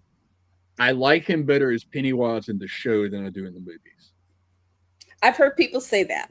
I've heard, because Skarsgård is also, he's the Pennywise in the series, is he not? Mm-hmm. Yeah, they gave him a lot of people like he was the one thing in the movies that they really liked. I like it. Yeah, in the show he does a much better job. I don't know if he's more comfortable now, but yeah, I like him better in the show than in the movie. But I don't know. I'm just not into that type of stuff. Elaine talking about watching wrestling growing up. Joe, you will appreciate this, and no one listening to this will have any idea what I'm talking about. down here in the Memphis area, Saturday morning was wrestling day. Mm-hmm. Oh, okay. Nothing on earth made me happier than if we had a big storm on Friday night. Because that meant on Saturday morning, the airways were still screwed up enough. I could watch World Class coming out of Texas.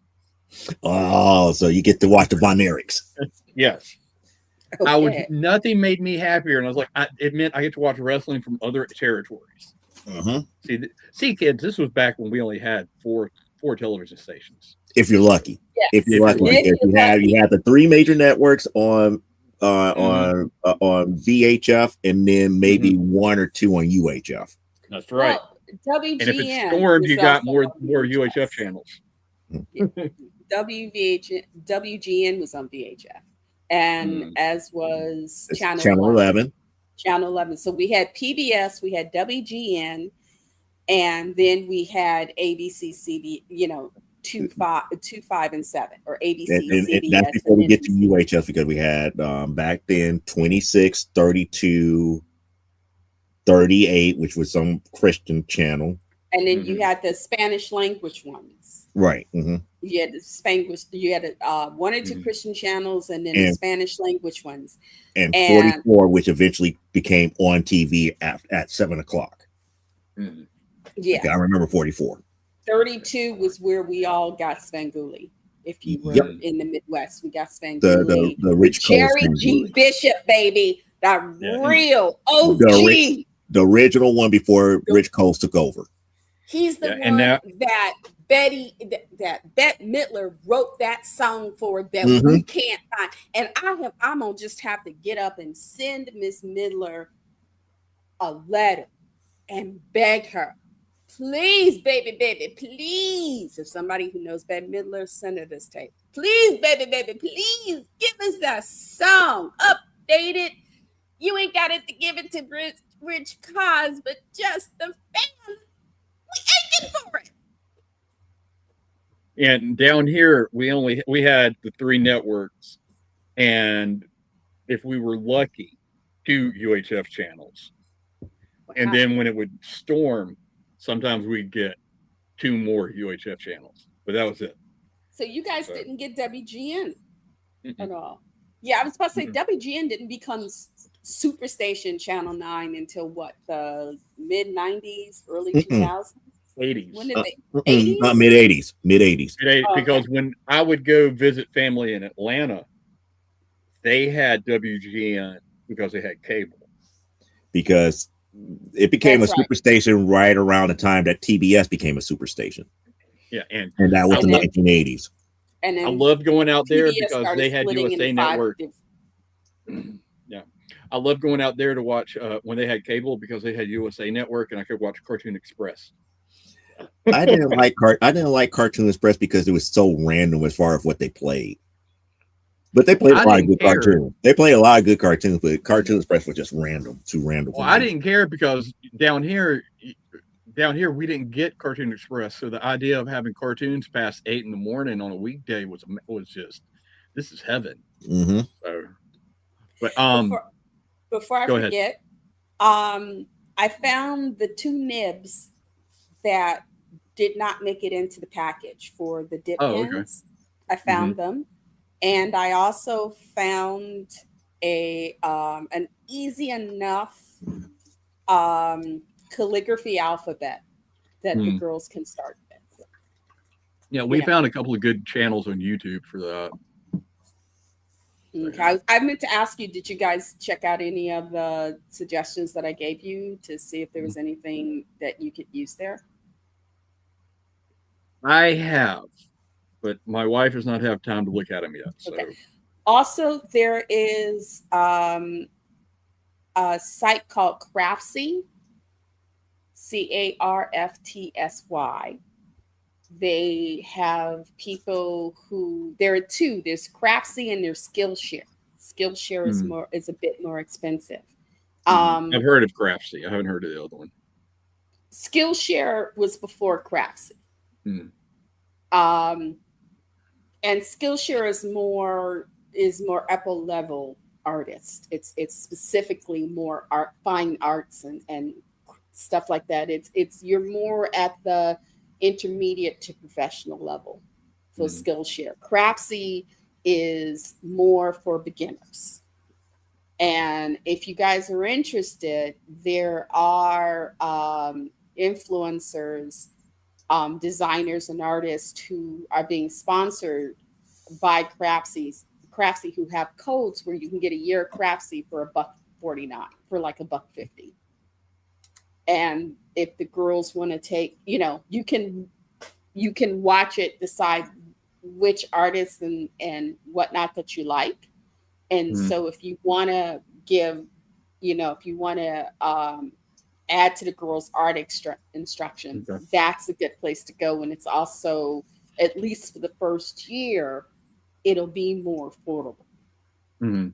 As opposed to Skillshare, which is a bit more expensive. I think Skillshare is not cheap.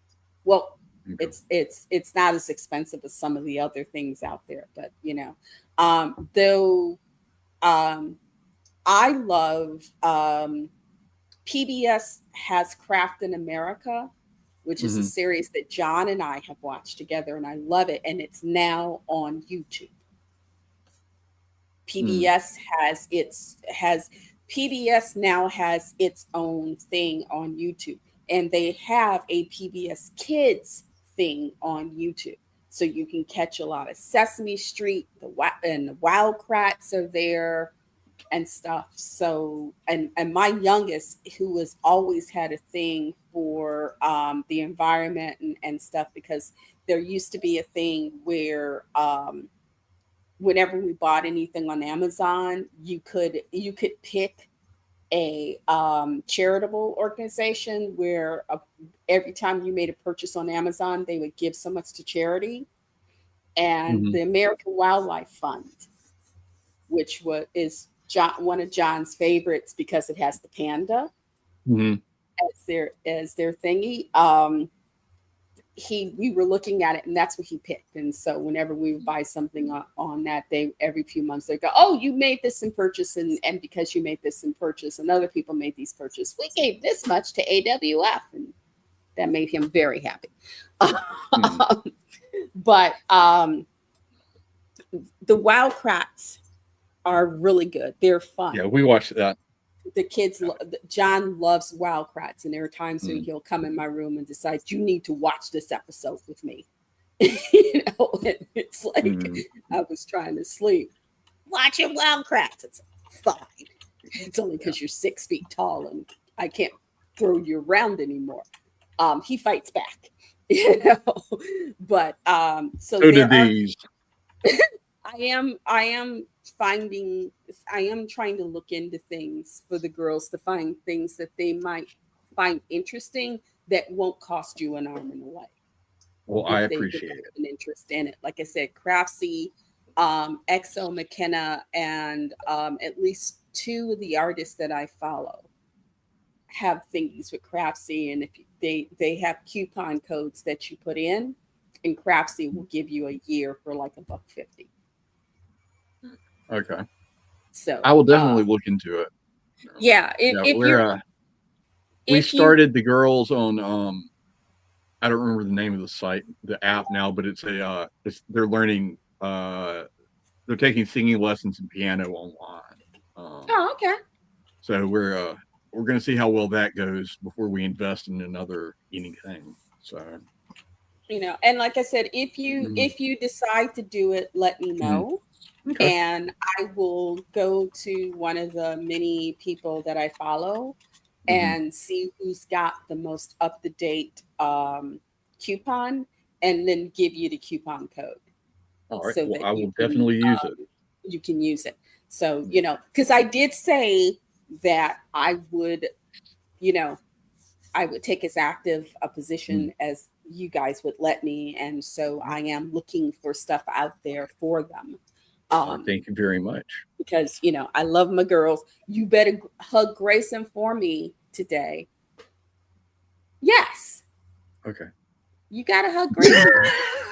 You got to hug. He gave you that look like you're about to get ready to send him to death. Like, my girl, because it's quiet in your house. Where's my girl? Probably smothering each other with a pillow right now. I don't know. I want my girl. Okay. I want my girl. Well, they're upstairs. They can't hear me.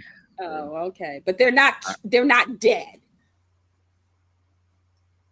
He not as of a couple hours ago. Upstairs.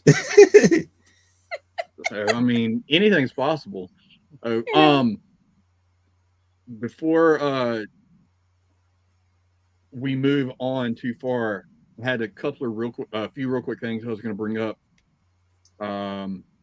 Because I haven't read much this last week because I'm having issues with my symptoms, so reading's kind of a problem. But I just have to bring up these quick things. If you want to know why or who the greatest character in the DC universe is and why his name is Dick Grayson, read Tom Taylor's Nightwing. It is still one of the most amazing modern books I've read. Now you see the grimace on Elaine's face is like, no, no. Look, she can grimace all she wants to. No, she can just a big old man-ho right now. He's a man-ho. He's been a man-ho since 1985, and I am okay with that. He is the most important character in the DC universe. That's why Dan DiDio almost was murdered when he wanted to kill him during Infinite Crisis. Tom Taylor's Nightwing is amazing. So hard. I shipped him so hard with Starfire. And then to find out he's just a big old man-ho now. Well, I mean, he was back then too. No. He made his way through the entire roster of Titans and all the reserve members. And sometimes on lonely nights, he went and saw what Garfield was up to. Oh, not my Beast Boy. Yeah, man, the Beast Boy turn into a pony. Come on, he's all about it. Yeah, Tom Taylor's Nightwing is amazing. Not only she got her crying now. My big thing is every character has their own voice, and a lot of creators don't understand that. Tom Taylor does, and everything he's written so far that I've read, including was it Knights of Deceased. Great. Yeah. I hear those characters' voices. I can't say that about a lot of modern creators. But Tom Taylor understands the characters he writes. When he took over Titans along with Nightwing, Donna Troy is Donna Troy. There's no in-between ground with it. Unlike other writers. You make her sound look like at your way, Ron Azarello. The question, who is Donna Troy? Donna Troy was this, or Donna Troy was that, or Donna Troy was this. Look at your way, Brian Azarello. Brian Azarello. You do not know any character's voice. That's why you made the Amazons rapists. Why do you have to remind me about that now? Tom Taylor understands it. He knows the voice of Wally West, the Flash. Unlike Tom King, who I will find you one day for Heroes in Crisis, and you will be in crisis. I will back him up. You in trouble, dude. You in trouble. Tom Taylor's Nightwing is great. So it's all in collection now. It's all in trade, and I think they have an omnibus of it now. It is wonderful. You should try. I will have to see if I can get me a copy. And before I move on to the other thing I was reading, Joe, can't remember if it was on the show that Elaine was on or if it was just you and I, but we were talking about the run up to Amazing Spider-Man 1000. And all the rumors about the history of Peter Parker. Mm-hmm. They introduced his cousin in what is it? Is it 26 or 27, whichever one just came out. Right. And he is I'm gonna send the picture through the group chat. He is the spitting image of Peter's dad. I have never seen Peter's dad, so yeah. And the speculation is because this guy's last name is Crane. So this is apparently a brand new character that Joe Kelly and company introduced. Which I kind of figured, because again, they can't bring up his original parents again because technically they're supposed to be dead. Well, no, the big thing, and they're even alluding to it in the books now, is Peter's dad and Aunt May hooked up. So this is not a cousin. This is going to be Peter's half brother, because you're going to find the rumors going around, and what they're leading you to believe is you're going to find out May is actually Peter's biological mother. So why? Because right now they introduced a new super suit alien man named Torment, who is worse than Carnage because he's a serial killer that kills your entire family tree. And the closer in blood relative you are, the more he tortures them. So if Aunt May is his real mom, oh no. No, Now I'm you're getting me to that level of like, what is wrong with modern writers and sticking to lore? Can you not write a compelling story and keep it within the lore, the established lore? No, I've come. I've come to believe that they really can't, or they're so caught up in waiving certain portions of their anatomy, that they feel like they literally have to whiz on what came before in order to establish themselves. I mean, I was okay with Aunt May being the golden oldie. I was okay with them, saying that Peter's original mother and father was not dead until they did the story with they killed him off again. Mm-hmm. Which makes no sense. Why do you bring him back just so you can kill him again? Apparently, well, technically they were in hiding, and they worked for S.H.I.E.L.D. or something, right? Mm-hmm. Yeah. But even so, you bring them into his life.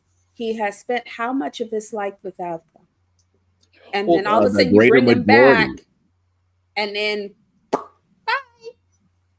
Well, see, the big thing now, apparently, whatever this lead up to Amazing Spider-Man 1000 is going to be,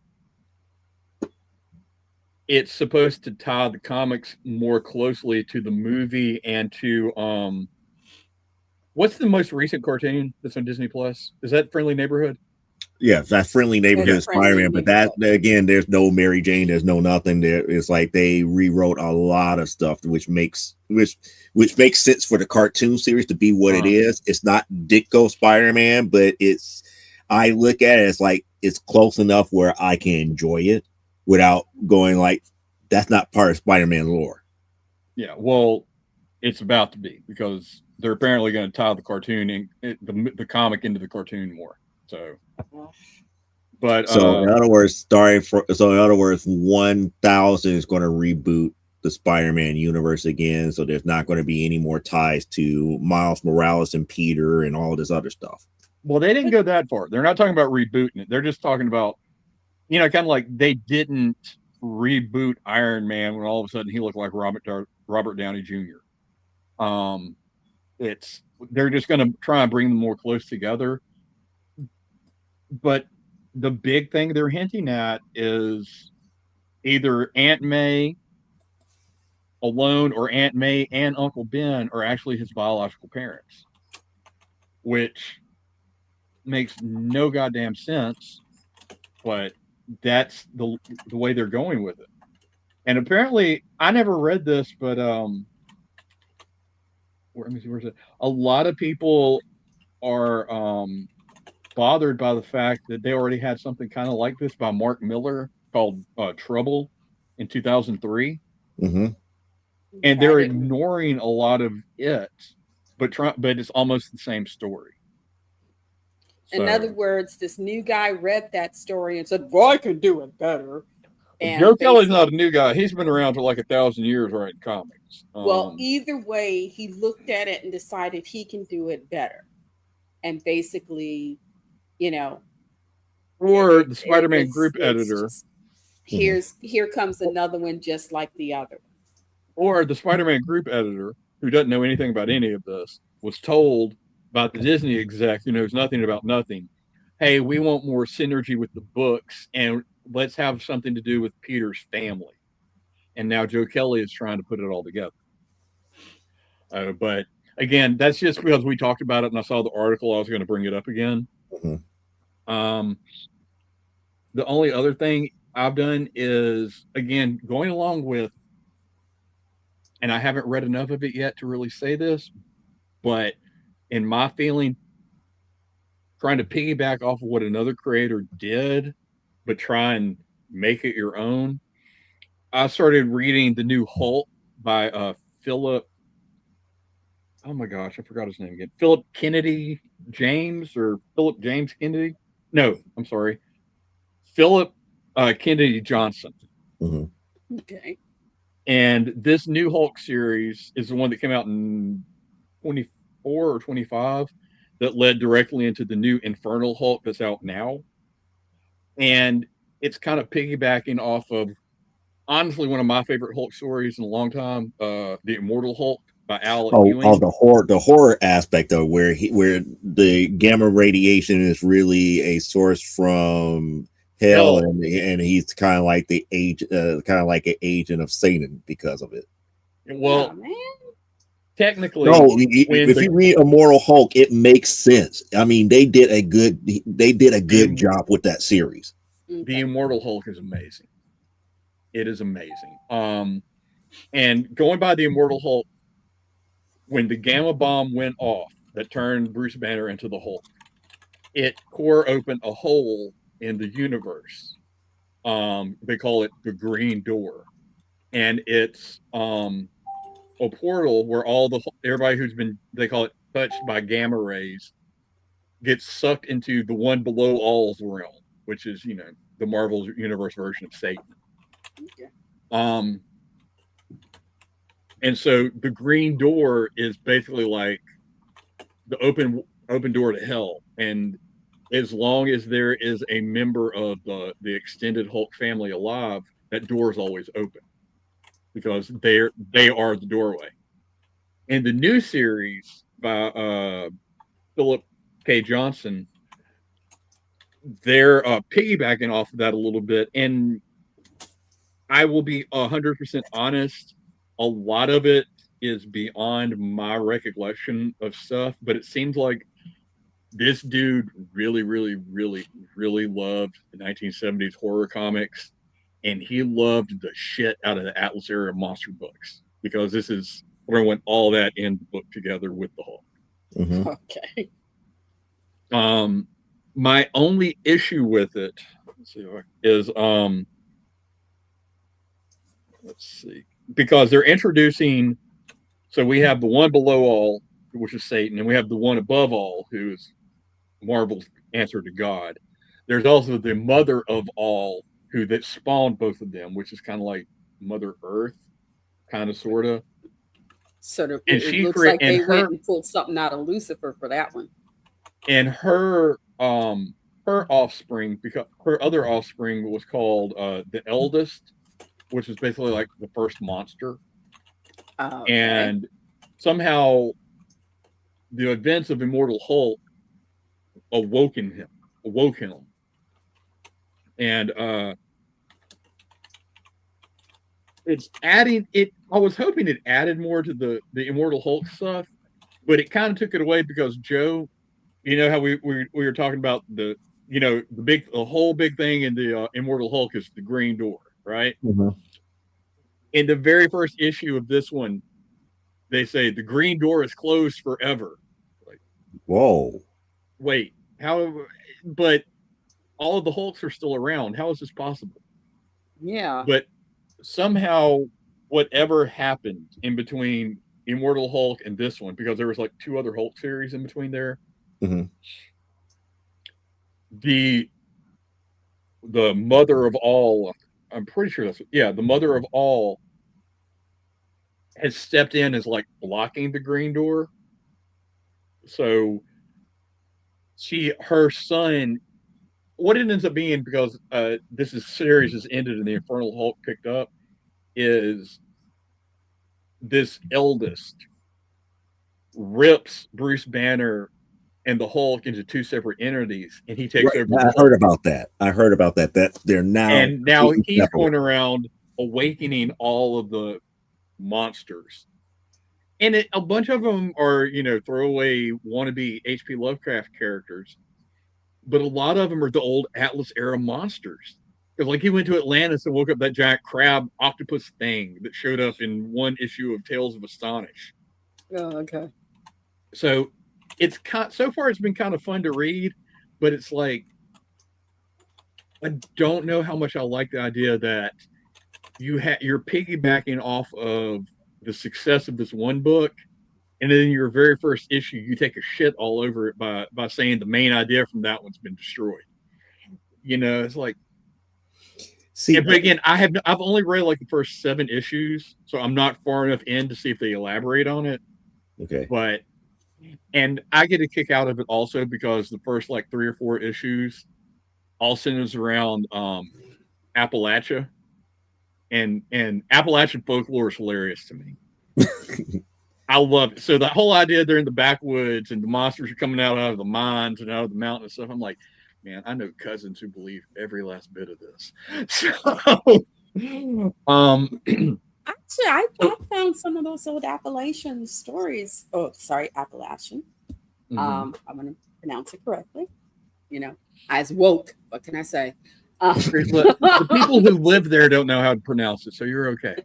Some of those old stories. They just call it hill stories. Some of those are amazing. They are great old stories. Mm-hmm. Yes. So I like that. The thing so far that I don't like, because again, I'm catching up now, so I know what's coming up in the future. Marvel can't leave it alone, and it can't just be a Hulk story. At the end of this year, it's going to go into the Hulk War, and it's where all of the Marvel heroes get infernalized. And I'm like, Jesus Christ. No, we don't need that. Just like how they did World War She-Hulk, and now they got Planet She-Hulk. Yeah, it's like you don't have to make Planet Hulk. Yeah, yes. Planet Hulk made sense. Yes. World War Hulk made great sense. Yes. World War She-Hulk. You don't have to make every storyline an event. Yeah. You can't just tell a good story. Like Immortal Hulk, there were other Marvel characters in it, but it was a Hulk story, beginning to end. They weren't taking center stage. No, and it worked well. So I don't like it. Like, okay, I know back in the late 80s, early 90s, putting an X on a comic was a license to print money at Marvel. But they did not have to make every X story an event. And they never learned from that. And that's what they're doing now. And I don't think I can support it, because like, I actually bought this giant tome that's the Immortal Hulk Omnibus. Ooh. Because it was so good. Wow. I don't think I'm going to do that with this new Hulk series, because I don't want something that's an event. I personally don't like Marvel events. I think they dropped the ball on every one of them. So I'm not going to buy into that. And that's disappointing to me, because this story so far, aside from the stuff with the Green Door, is pretty good. I'm not going to buy the Infernal Hulk War presents Iron Man, or the Infernal Iron Man. Like, I don't care. Got it. Well, so it's 9:00. And before I forget, there is a free comic book day this year on the 2nd of May. So, we will be going to First Aid. I'm not going to Graham Cracker this year because that's too far. That's too far. I even myself, I'm thinking it's still too far for me just to take a day to go all the way downtown, when it's still, for me, it's one bus to get to First Aid to get whatever books that they got, but to go all the way downtown, it's like, Yeah, if I don't catch like the 28 during rush hour or catch the 14, is it really worth going on We're going. the mobile mall just to go downtown for what, a handful of books? And We'll then go. I also have my ace in the hole here, which is the place that pulls my books. They get free comic book day books, and they normally pull books for me too. I was surprised that there was going to be a free comic book day this year, and the only reason I knew about it is because First Aid posted, because they got as James usually does, free comic book day. He also takes that as a time to introduce people to comic book artists that normally might not get enough public attention. Mm-hmm. So like he's had Jibba Anderson and other people doing that, and I forget he's got a guest coming this year. I'm going to take the time to go see him to let him know I've got copies of the book if he wants it, or if he wants to wait until I get everything worked out with Ingram Spark, and then he can order from them. Free comic book day down here is a hit or miss. My oldest and I, it's a tradition. We go every year to free comic book day, and we go to lunch together. Okay. Will that happen this year? Even though she's moved? If it don't, I'm going to disown her. You will not. But it's fun. Like my local, my LCS, the one that I keep my pull list out. He usually has a few sales, and he always brings in local comic artists for the shop. But he's stingy as hell with the comics because you're only allowed to get 5 free comics from the free comic table. And I'm like, dude, I'm putting your son through college. Well, I should get more than 5 books. First Aid is like that too. You only get like 5. I think it's like 5 or 6. That's across the board. That's kind of like they saying there's not enough books to go all the way around for everybody to get one of everything. So yeah, so you get like the shop down the street that I go to on occasion, but I don't really care for the owners. If you go in and you spend $5, you can have all the free books. Oh, well, see, but that's because you're spending money. Mm-hmm. You know, a lot of people will go, like for us, free comic book day is an event. You know, yes. and John goes and he'll pick, if there's books that tickle his fancy, he'll pick those books and whatnot. And we get there a little early, so that and there's a line. There's usually a line forms, and you get to talk to people and whatnot. Becomes an event. And if I've got enough extra dollars, maybe we'll hit Mort's Deli, or we'll go to like Subway or something and get some sandwiches. Never walked into that place as of yet. Mort's Deli isn't bad. You're talking about the deli that's right there on the corner, right? Yeah, it's not bad. It's not bad. They're decent. It's a decent place. What about the Thai place that's a couple of doors down? Have you had any? No, I've never. John's not into Thai food, so we don't go. It's usually there, or depending on if I've got money, we'll go to like Subway or Potbelly and grab something, and then take it home, and and people get to eat their sandwiches and read and whatnot. Yeah, and read their books and whatnot. And John will come in and out of my room to show me stuff in the books that he likes and whatnot. So, and then we don't see his books anymore. John is he gets stuff, like my sister will give him things, and if it's something he really likes, it disappears into his room. He's got t-shirts. I have found in his closet, he has got t-shirts stacked on the upper shelf of his closet that my sister has bought him that he has never worn. And it's like, those are his t-shirts. Don't touch. And I tried. It's like, hey, you should wear this. And then he just took the t-shirt and went back in the closet, put it back on the shelf. Like, no, that's special. It's not. It does not get worn. And he's like that with his books. He puts his books. They disappear into his room. And you just, it's like, do not touch. This is my stuff. Do not touch. And my stuff that spills out onto the entertainment thingy, like he's got Legos. Oh my God, you're wearing this shirt. I did that shirt for Jim. That's my art. That was her promoting one of her titles. That's from book, that was art that's featured in book 1 of And the Coming of Nighttime. It's a little piece I called Start Something.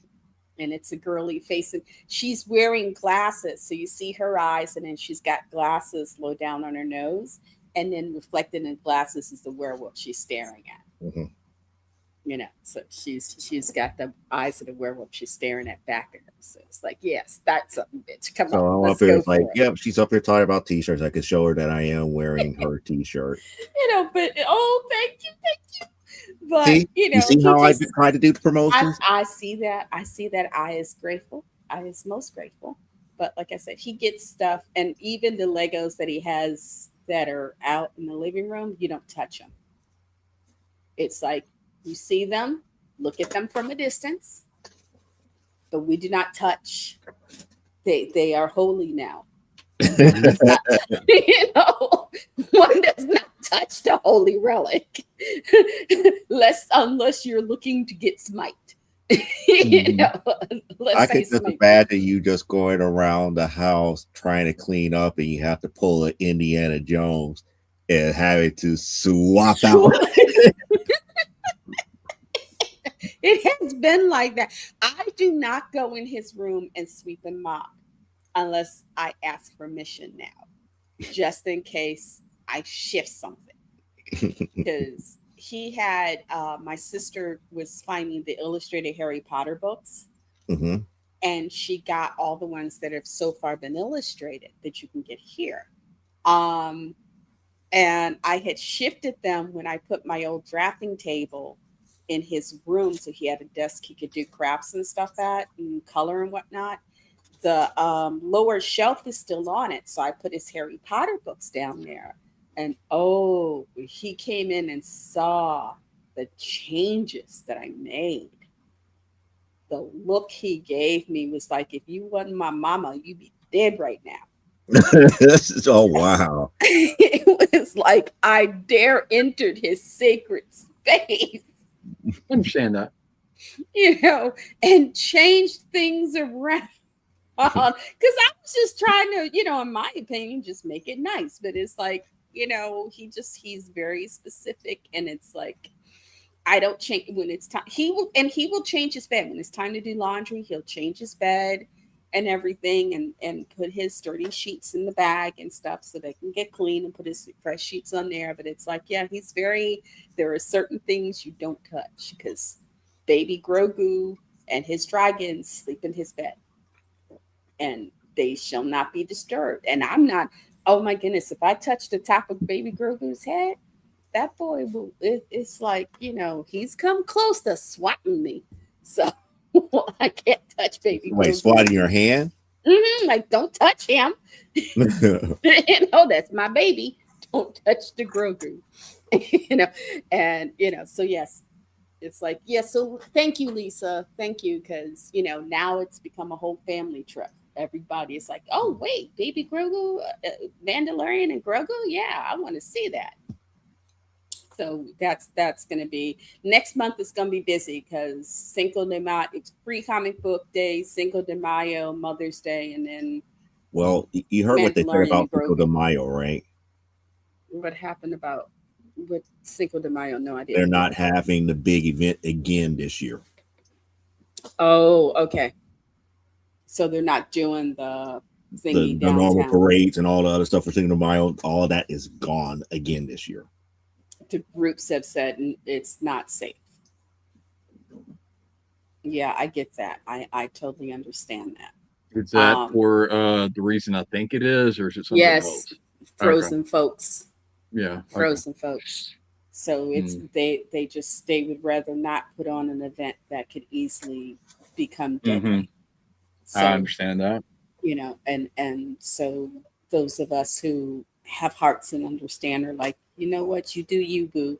Mm-hmm. I'm gonna make burritos.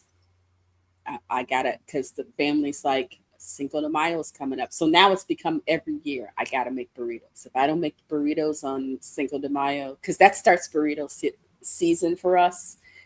You know, there are certain foods we only eat certain times of the year, so we don't start eating burritos till Cinco de Mayo. I see you laughing over there. Make me walk to your house. He is trying to hold it back, but he can't. Burrito season. Yeah, burrito season. There's I don't question it. You see, I don't laugh about it. It's like, okay, burrito season.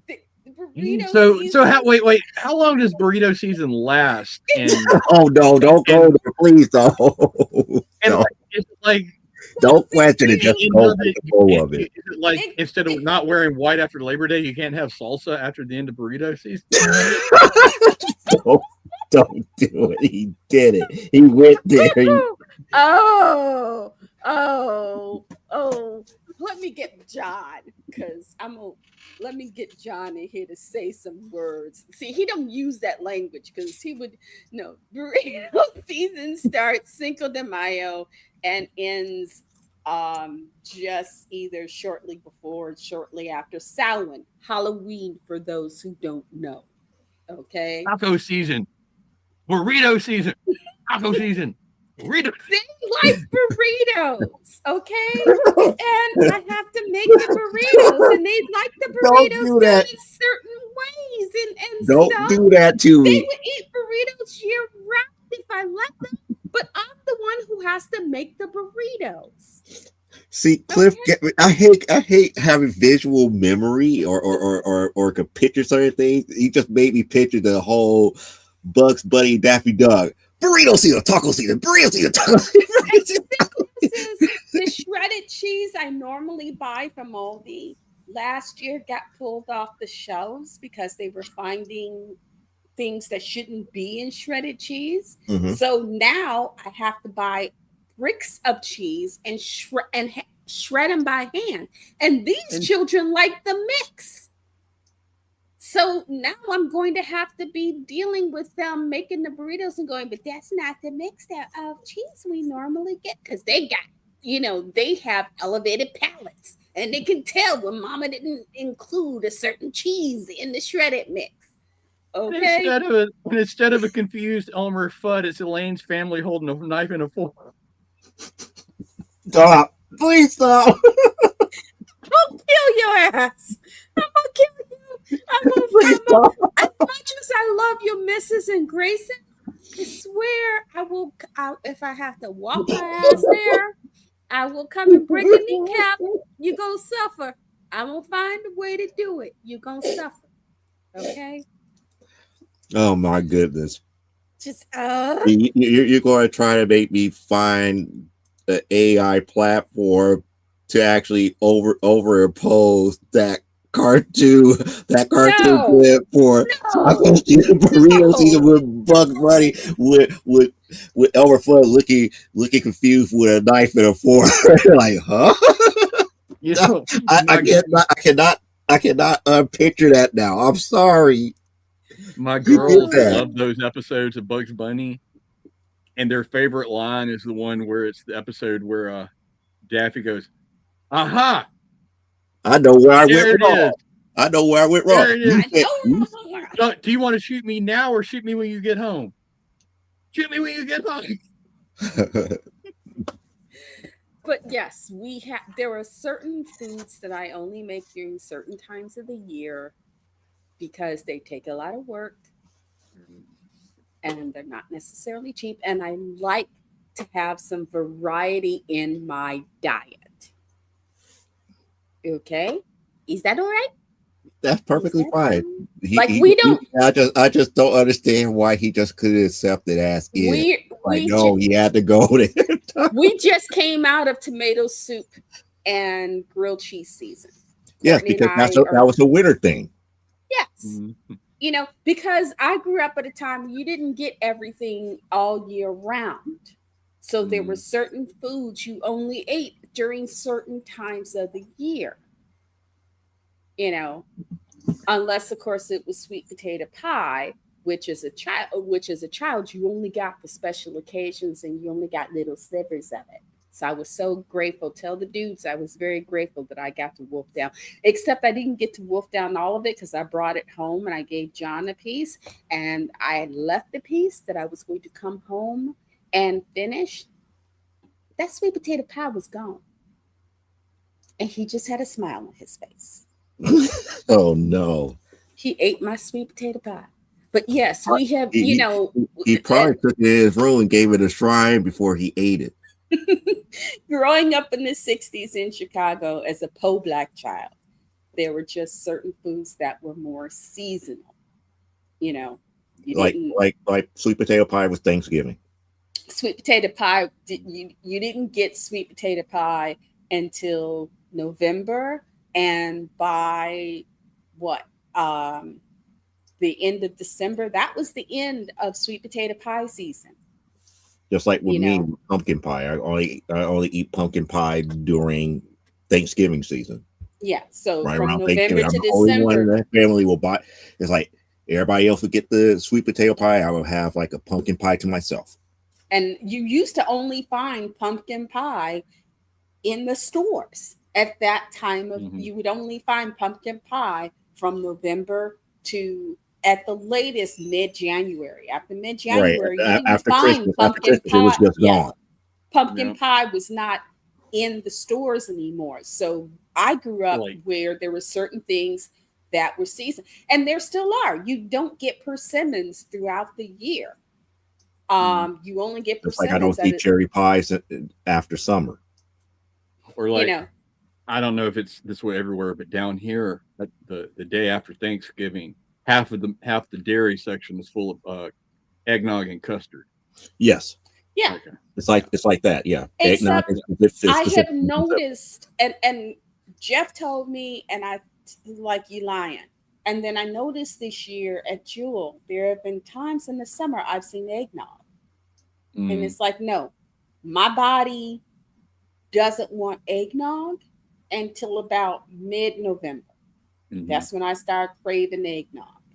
And then by the first week of January, my body no longer craves eggnog. I crave eggnog from mid-November to the beginning of January. Then I'm done with it.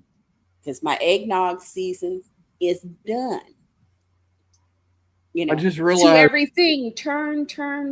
There is a season, turn. To everything, turn. And a time and a place for everything under heaven. Now you're making me think about rum raisin, because that's usually about the same time. I don't want to even think about rum raisin ice cream and stuff to that magnitude. I just realized, Elaine, burrito season butts right into pumpkin spice latte season. Yes, as soon as I'm coming out burrito season, that's when I want my pumpkin spice.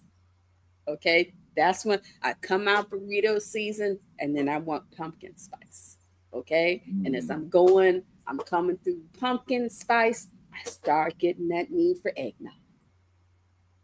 All I know is, and I'm going to say this, and if I offend anybody, I'm sorry as I can be, but down here it's the way it is. These damn white women have ruined Oreos, because they had pumpkin spice latte Oreos last year, and I about flipped my lid. Courtney, we miss pumpkin spice, or we miss pumpkin spice latte Oreos. Yeah, they normally come out in October. I have seen them, and I just left it alone. I just didn't like the idea of pumpkin spice Oreos, and we're talking about the original Oreos, the chocolate Oreos. Yeah, with the pumpkin spice in them. Not the ones that I eat. I like golden old Oreos and the lemon Oreos. No, they supposedly, Courtney, pumpkin spice latte Oreos are a thing. They didn't have them at Aldi. This seen those like at all last season. They if they don't carry it at Aldi's, we don't tend to pay attention to Oreos, because Oreos is sacred unto John.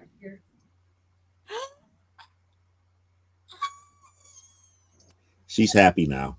I'm happy now. I'm happy now. Elaine, the girl started. I can't hear her. Give her the mic off your headset. It's not plugged in though. Hold on. I can hear it when you talk into it, so obviously it's working. It's plugged in. No, it's plugged in. Did you unplug it? Where you could hear it. And it's working. You got ghosts. Mm-hmm. So what are the girls doing? The artwork that you got in the drawer? Oh no, now it's not working. What did you do? Oh, so you unplugged it.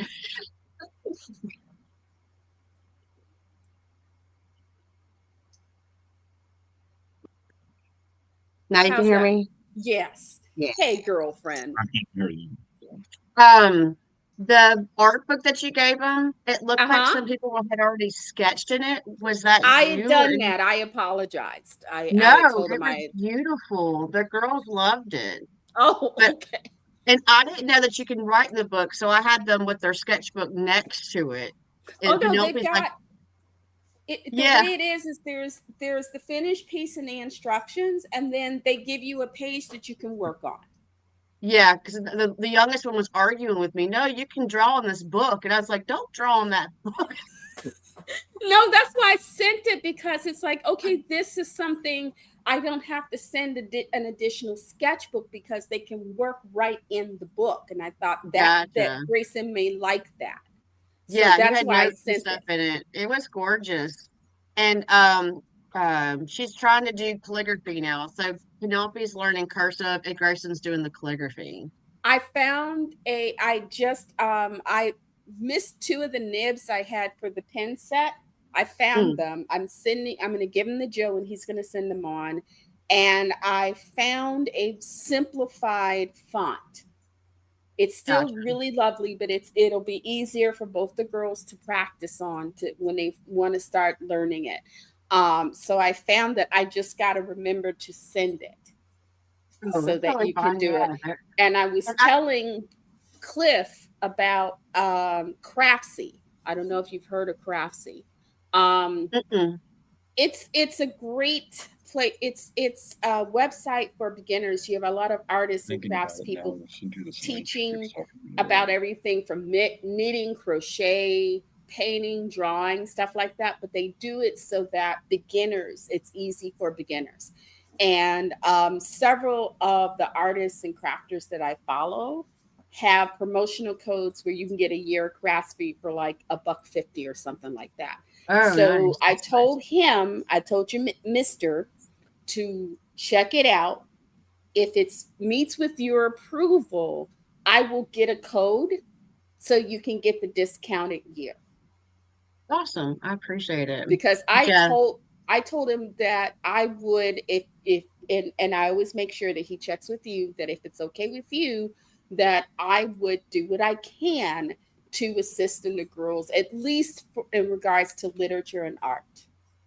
Gotcha. Oh, yeah. And assist. You know, your work was so pretty that I thought it was part of the book. Until we actually saw your handwritten notes, I'm like, no, that's like what someone did. That was me. It was gorgeous. Thank you. But yeah, I felt so bad arguing with Penelope. Don't write in that book. And she goes, that's what you're supposed to do. I'm like, yes. And like I said, that's why I thought, you know what, this would be really good for the girls because they can practice in the book. And then if they want to do it again, they can then get a book and then start working in a book. But and if you need, Cliff said you guys have sketchbooks for them. yeah, and I wish they would keep their paper in the book. It's like I have papers all over the place, and I'm a little bit OCD, so it's like this book is for this book is for this, and I don't want it everywhere. Sweet, Joe, do you do artwork? Huh? Are you an artist, Joe? Is that a no? I'm a combination of a little bit of everything. I was like, am I an artist? Looked at me like no. It's like there are such things like comic books I actually do produce. So. Oh, awesome! Yeah, we both do. But like I said, I got it for myself. I think I got that one from Family Dollar or something. They had it on sale. And I had sketchbooks, and I started doing the stuff in the sketchbooks. And then when we were talking, and it's like, wait a minute, I have that book I started and I never finished it because I was doing things in other places. Why don't I send this to you guys? And that way the girls could have, and they could do like something a week or so, but they would have, Yeah, they do it on Thursdays now. Yeah. So they would have something that would give them some training in art, because I Right. know even in schools, they're really not doing much in regards to, especially it's not till you get to high school. And when I was in school, you had to be a junior to take studio art. Yeah, we actually have an art group that the girls are in on Okay. Fridays. They don't always meet up, or they'll just go do something fun. Like we went and played miniature golf last week, but I want to have it at home too. So Well, it's that book is there. So if you want to, make copies of the pages and share them to other parents who have kids that might be able to use them, as far as I'm concerned, that's your book, right, awesome. I and appreciate it. I will, like I said, I will keep my eyes open for other things. I'm trying to find things that will the girls I feel can like I use need it to where they are, and that are also affordable, Mm, because Skillshare is good. They have a lot of artists and writers and stuff on Skillshare, but that's more intermediate to professional. mm. Where Craftsy, a lot of the people I've heard talk about Craftsy, it's like you can be a beginner and it's a lot it's easy to understand. They It's simplify it enough. hard to get Penelope to branch out. She ever since she was little, she does anime characters beautifully. I mean, she was super tiny doing them, but I think she did a leaf today that was in your book, and it was actually nice to see her branch out doing something else. She gets so mad at us because she just likes her little, anime girls. Dollar Tree, and there are several. I gave him a list of artists that I follow. Several of them do anime style art. Mm, It does lovely art using acrylic markers and watercolor markers and stuff. Miko is really good. But there are several artists. I gave him a list of artists. Mark Crilly is a man who does comics and graphic novels and whatnot. You're And he gone. works in that anime style. Oh, he must have clicked out. There, he's coming back. okay. I'm Um, sorry, Joe. You Mark just Crilly, gone. he does a lot of really great videos, tutorials on basic drawing, and he can do very realistic. He can do everything from very realistic to very anime style, because he does that. He's done manga. He does Americanized manga. So I was telling Cliff that he might be someone, and he's done books for kids. And he does a lot of his earlier videos are instructional videos, and he takes you through what he's doing. And he makes it fun, Awesome. which is why I started watching him. He makes it a lot of fun. Yeah, it Um, definitely gets the girls to get more engaged when they're having fun with it. and that's what I like about Crilly. Crilly is very Bailey J does work that is very that has a manga type feel to it, the style. But the way she does it, if you're not already an artist, following her alone, it will be frustrating.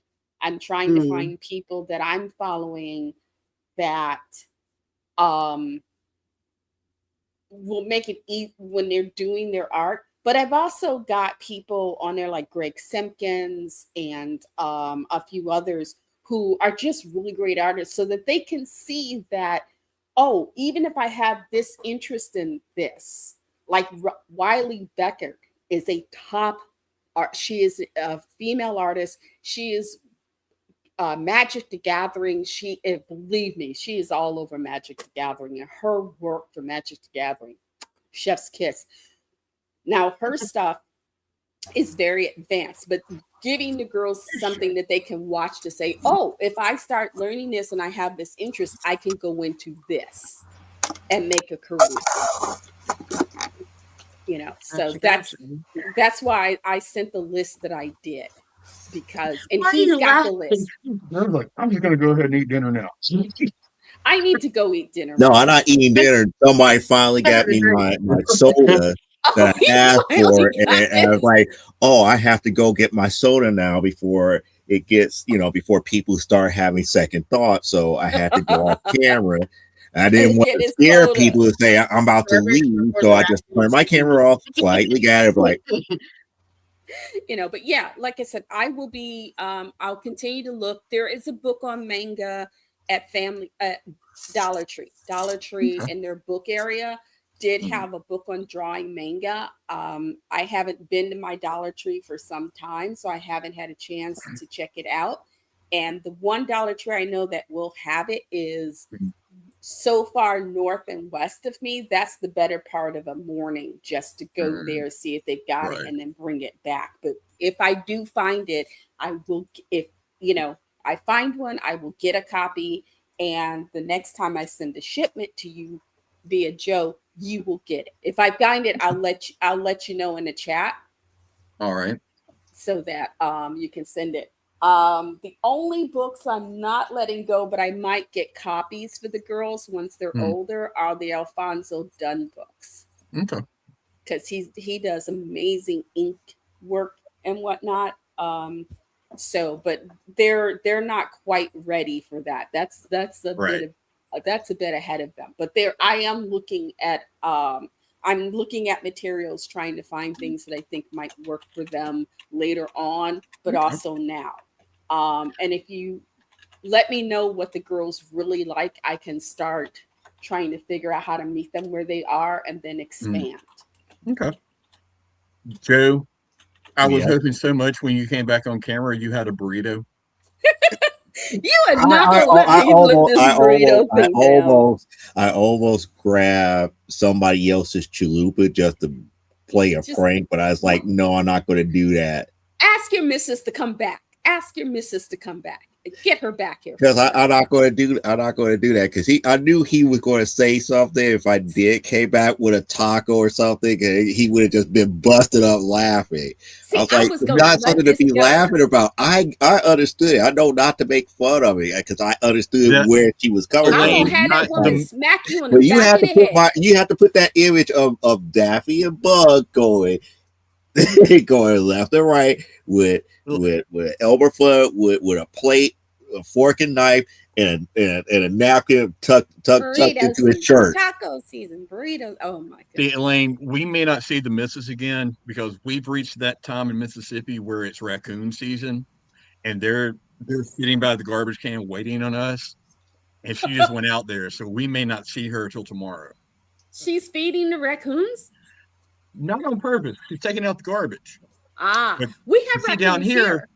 They will attack her. They will attack her if they see the garbage. They will attack her. Yeah, here in Chicago, our raccoons down here don't care. Are armed. They have little flick knives and guns and stuff. Our raccoons out here are really ghetto. That's how they survive. We had one that came to the back door and got into the bird seed, and was sitting right there at the window where we could see him, just eating it. And this lasted for like 2 hours. What you don't do? Well, we went out there and yelled at him, and he just looked at us and moved to the other side of the box where we couldn't see him through the door and kept eating. Of course, he's like, if you didn't want me to have it, you shouldn't have had it out here. This is your fault. Yeah, so weird. That's how we do it down here. We're just like, all right. Okay. Well, so the raccoon says, hey, I don't like this view. I'm going to sit in this other spot over here. That's more like it. I'm going to take the scenery over here. That's like it. Well, when we first started getting them real bad, somebody told Micah if she puts a motion light above the garbage can when it comes on, it'll scare them. I was like, all you did was give them a moonlight dinner. The only thing that scares the raccoons out Gave here ambiance. is that when it's a thunderstorm or a heavy snowstorm, you might see raccoons go into their winter quarters. Mm. Like the summer quarters for the raccoons are across the street at the other vacant lot. And then when it's storm or wintertime, there's a place back behind us, between us and the other refuse company, where they have their winter quarters. But that's because other than that, they run the neighborhood. Mm-hmm. The raccoons out here run the neighborhood. And they are very, and if you see them, they look at you like, keep going, ain't nothing to see. Yeah. I got a weapon. You want me to come over there? Because you will get hurt. These city raccoons, they don't play. Mm-hmm. City Just raccoons, like the coyotes don't play. Yeah, they're like the city coyotes. Children are learning. Just because they look like puppy dogs don't mean that they're, they might look like a doggy, but you don't want to pet them. Do you have coyotes out there? Oh yeah. We I didn't think we had them here in town, but recently I'll hear them outside. And the girls, they're just like, "Oh, that's a dog I heard." Like, no. Oh no. No, dear, that's not a dog. No. And don't let the girls out early in the morning or later in the evening on their own. I used to live in LA, and the coyotes, like, people had to learn that you had to be careful, like especially around the LA Zoo, because a guy, he was 6 feet tall, a runner. The coyotes didn't bother him at first. Then he bent down to tie his shoe. And the minute he bent down to where he was not as tall in their eyes, they got it. Yeah, well, Luckily, we also their have neighbors heard him screaming and came in and came out with sticks and whatnot and ran the coyotes off, which is how he survived it. But yeah, people in LA live, because it used to be, we knew things like, okay, the minute we hear there's a mountain lion making its way down Hollywood Boulevard, trying to see if it can get into the Burger King, avoid Hollywood Boulevard for the next week or so until they get the mountain lion and settle. Well, see, down here, the coyotes and the mountain lions have to worry about something that you don't have a lot of in LA and Chicago. Bears? The rednecks. Okay. Yeah, that's dinner. That's dinner. Either dinner or they think they can make a pet out of it. Because I have a stepbrother who had a pet mountain lion. He caught a mountain lion and put it in a cotton trailer, which, if you don't know what a cotton trailer looks like, it's basically like a flatbed trailer with a cage around it. Mm-hmm. And he actually paid to have it declawed. And his dumb ass would try to go out there and play with it. I'm like, what are you doing? It still has fangs. It still has fangs and it's still 500 pounds. What are you doing? And a good swipe of its paw will knock you out. Yeah, but he kept him as a pet. He's like, I'm gonna get me a coyote too if I can. I was like, what the hell? But thankfully, I didn't have to see how the story ended, because we had a storm one night and lightning hit the cotton trailer and fried the poor kitty. So.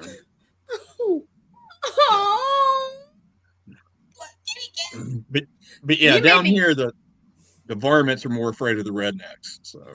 Well, we may be getting bears. I hope we don't get bears. Bears go. I'm still afraid of geese, because again, being around, Rosemont and everything, there's a lot of geese, and they have all these different parks that have these ponds, and they are territorial. Mm-hmm. That, but also, I will say geese do not frighten me. Why? Because when I was in my 20s, I and my ex, she wasn't my ex at that time, we're in Lincoln Park Zoo, and a swan attacked me. Mm-hmm. I don't know what this swan's problem was because there were all these other people, and the swan decided I was its victim. And this swan came at me, and this swan got on me. And before the swan could do any damage, these geese jumped that swan. Mm. They jumped that swan and whooped its butt. And the swan left me alone. And the geese just looked at me like, we cool? Okay. And went on. And so I got no But you problem with saw how geese. those geese, they come at you not one by one. They come in groups. That's the reason why I'm afraid of geese.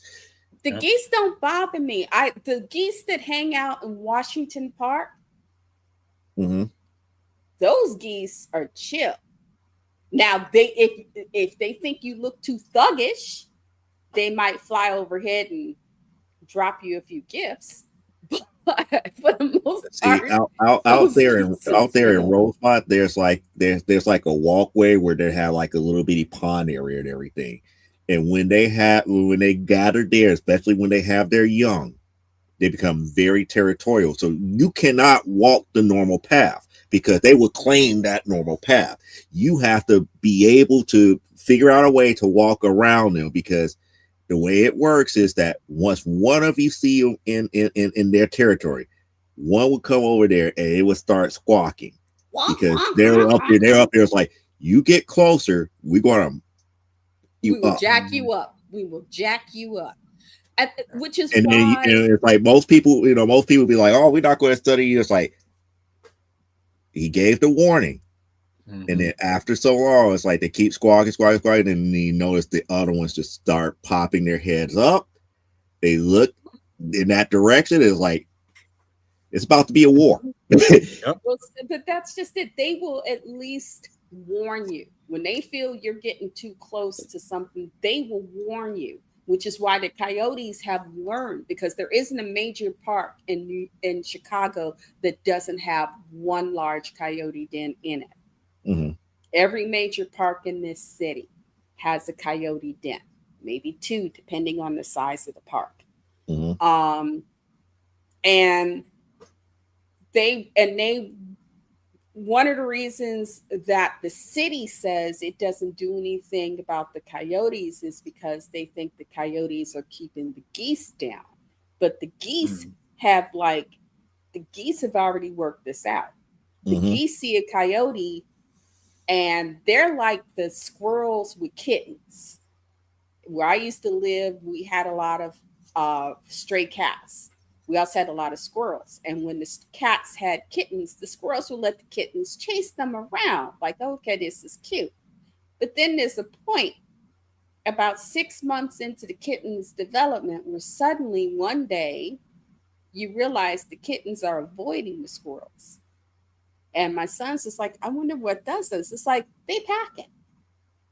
And they'll let the kittens chase them so long as they think the kittens are cute. But there's that point where the kittens quit being are no longer a kitten. It's no longer a child. And it's like they knuckle up and like, come on. I pictured it. It's like they got guns and switchblades and brass. Well, that's the reason why. That's the reason why I can't stand geese, because, like I said, I'm used to the warning. What I'm not used to is they give the warning, and you walk away from, and they're following you. Yeah, because they want to make sure that you don't turn around and come back. Their babies continuing the species is important. So it's like, okay, you going. It's just like if you go into somebody's territory, they don't know you. Well, they don't understand public walkway, and that's what they is like. Okay, I'm going to avoid you. I'm going over here. Nope, you keep going. And they're just like, why are you pushing me further and further away? It's like, yeah, because they want to make sure you're not coming back here until we're done doing what we're doing. This is not for you. Mm-hmm. And it's like, I respect the geese's territory. I am learning to live with nature. I'm learning to live with nature. And so I respect the geese. And like I said, these geese have protected me. Rabbits protected me. So, I likes my wild bunnies. I likes the geeses. We respect each other. You want me to come talk to the geese for you? There's no need. I just want to know. It's like, hey, don't chase me. If I'm walking away, that I try to bother you. It's like, I got no ill will. It's like, let me. It's like, let me be. It's like when I see, it's like, okay, you come up and you gave me the warning, and I walk away. You don't keep running towards me. Come up here, you run towards me. I was like, what is wrong? Because you know what? They know there are certain people. Well, they will get you, and you know who I'm talking about. There are certain people do not live well with nature. And when nature's like, this is an area of nature you need to leave alone, they keep thinking, no, so and so I can. And then the next thing you know, they gotta whoop up on them. And then they gotta go back to the boys and go, yeah, the geese attacked me and whatnot, and get laughed at because they're calling animal control. I gotta talk about them geese, and it's like, and then the animals try. What happened? It's like, I have five or six geese attack me. It's like, were you over? It's like, and they look over. It's like, were you over there by that pond where they had that young? Yeah, I was on the walkway and this, that, and the other. One came up and squawk. I just ignored them. And that's when the geese decided you didn't listen. That's and they've had to say, this is like when somebody come in your neighborhood that you don't recognize. What do you do? And if they don't get, that's like usually you watch and make certain, and you let them make certain they go by. It's like, that's what I'm saying. It's like, once they see me, go in the opposite direction and not trying to go into your territory, I was like, there's no need for them to just keep going. It's like, why do you keep going? It's like, I'm out your territory. What's wrong with you? Canadian geese are smart. They know thug culture. They have adopted thug culture for survival. And they're going to make sure this is our hood. You a little too close to the hood. We're going to make sure you moving. Keep moving. We're gonna make sure that you move out. And understand, they didn't attack you. They just want to make it clear they're escorting you out. Now, somewhere a coyote was sitting there cracking up, going, knowing that, okay, now if I go with them geese ain't gonna let me live. Them geese will rip me to shreds. If I get anywhere within 50 yards of where that human was, them geese will kill me. So that's why it's like the geese out here aren't afraid of the coyotes, because the geese will whoop up on a coyote. There's too many of them, because they would just whoop the mess out of them. Yeah, it's like we got coyote for dinner. Just like with deer. I'm up here. It's like, being in Colorado and seeing the amount of deer that I have seen here. Seeing one, no big deal. But when you see like 3 or 4 of them together, you don't want to anger one of them, because that's your ass. I only get concerned, and they don't need a male around them. Not one, not a bit. If they're in groups of like 3 or more, that's your ass. I have gotten, because we had Lejeune, we had deer. So and they would tell us, mating season, don't we don't go out, we don't do field exercises at certain parts of the year, because this is when the mating season is for the deer, and then this is when mating season is for the bears. So we avoid those 2 times a year. That way you don't get killed and we don't have stuff that get damaged. But it is 9:50. And she needs to eat. And the little one is staring at me. Where's my Grayson? Where's my Grayson? Not Grayson, Penelope. Oh, where's Penelope? She doesn't want to get on camera. She don't like it. But I forgot to mention this earlier. I am sending a trailer to the group chat for what should be the greatest movie of all time. Hungry. Okay. Oh, I okay. Yeah, we will see this in a second here. Let me bring it back up. I'm fixing to head out because I'm going to go see what Penelope needs. Okay, let's go ahead and do that trailer is amazing, and y'all need to watch it. And the reason why it's amazing, because it's a good parody on a classic board game, and it seems to work. And What? it's true. Hungry Those Hippos? things are monsters. Mhm. Oh yeah, I saw a short picture. It's like, yeah, hippos. Some of the worst deaths that happen in Africa are on the river because of hippos. Yeah. Alligators don't mess with hippos. If they ain't got to the gate, the crocs, yeah, crocodiles don't mess with hippos because hippos will just whoop you up and not care. You know, we all grew up with what is it, the hippo hurricane holler guy. You know, we all grew up thinking hippos were big friendly creatures, and it's like, no, hippos do not play. They will kill you and not even worry about it. Yes, they are monsters. Yes. I'm gonna go see my kids now. Okay, I gotta go. Well, let's do your thing. Sign out. All right. Thank y'all. I hope we entertained you because we entertained ourselves, and that's all that matters. We'll see you next time. Where we'll learn where it will be closer to that great time of year that I now have learned of, and we will learn more about burrito season. Until then, thank you. Come again. I'm gonna kill you. I'm gonna so kill you. I am so gonna kill you. Anyway, the uncouth Cliff has left. Thank you for coming. I'm Elaine. Lenscaponline.com is my thing. Come over. Go down to where it says, hey, contact us. Drop me a line. Let me know something.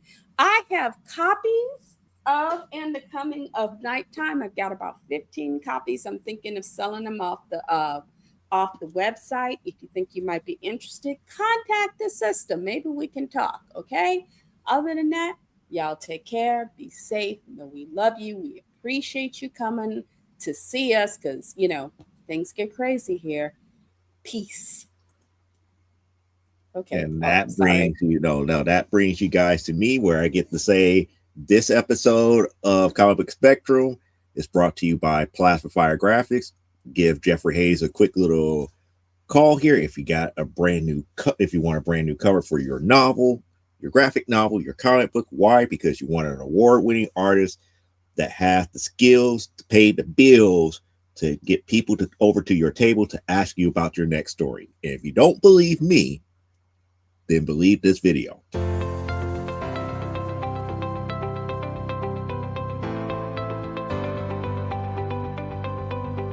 You've worked hard and written a great book. Now it's time to give it a great cover. If you're an indie author or small press publisher, Plasma Fire Graphics is your source for affordable cover illustration and graphic design.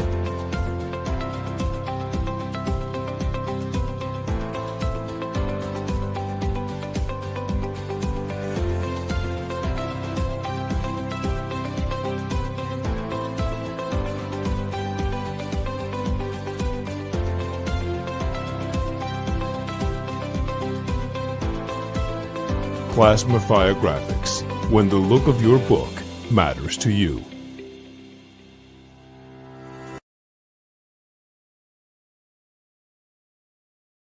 You see the type of work that he does? Now give him a nice little message over there at plasmafiregraphics.com or hit up Jeffrey Hayes at Plasma Fire Graphics on Facebook. As far as I'm concerned, I will be back here Saturday. And Saturday, I have a sneaky suspicion we're going to be talking about Slab versus Raws again, but we're going to take a different retrospective on it here because I really want to talk more about this dichotomy of why people are arguing Raw versus Slabs and just not looking at it from the same aspect of what is best for you. So until then, I am Joe D. McPhee here, and unlike Brian K. Morris, who is our founder of Comic Book Spectrum, I don't care if you wash your hands, but never, and I do mean never, apologize for being awesome. I'll catch you here again next Thursday, right here on Comic Book Spectrum. So long, and have a very good night.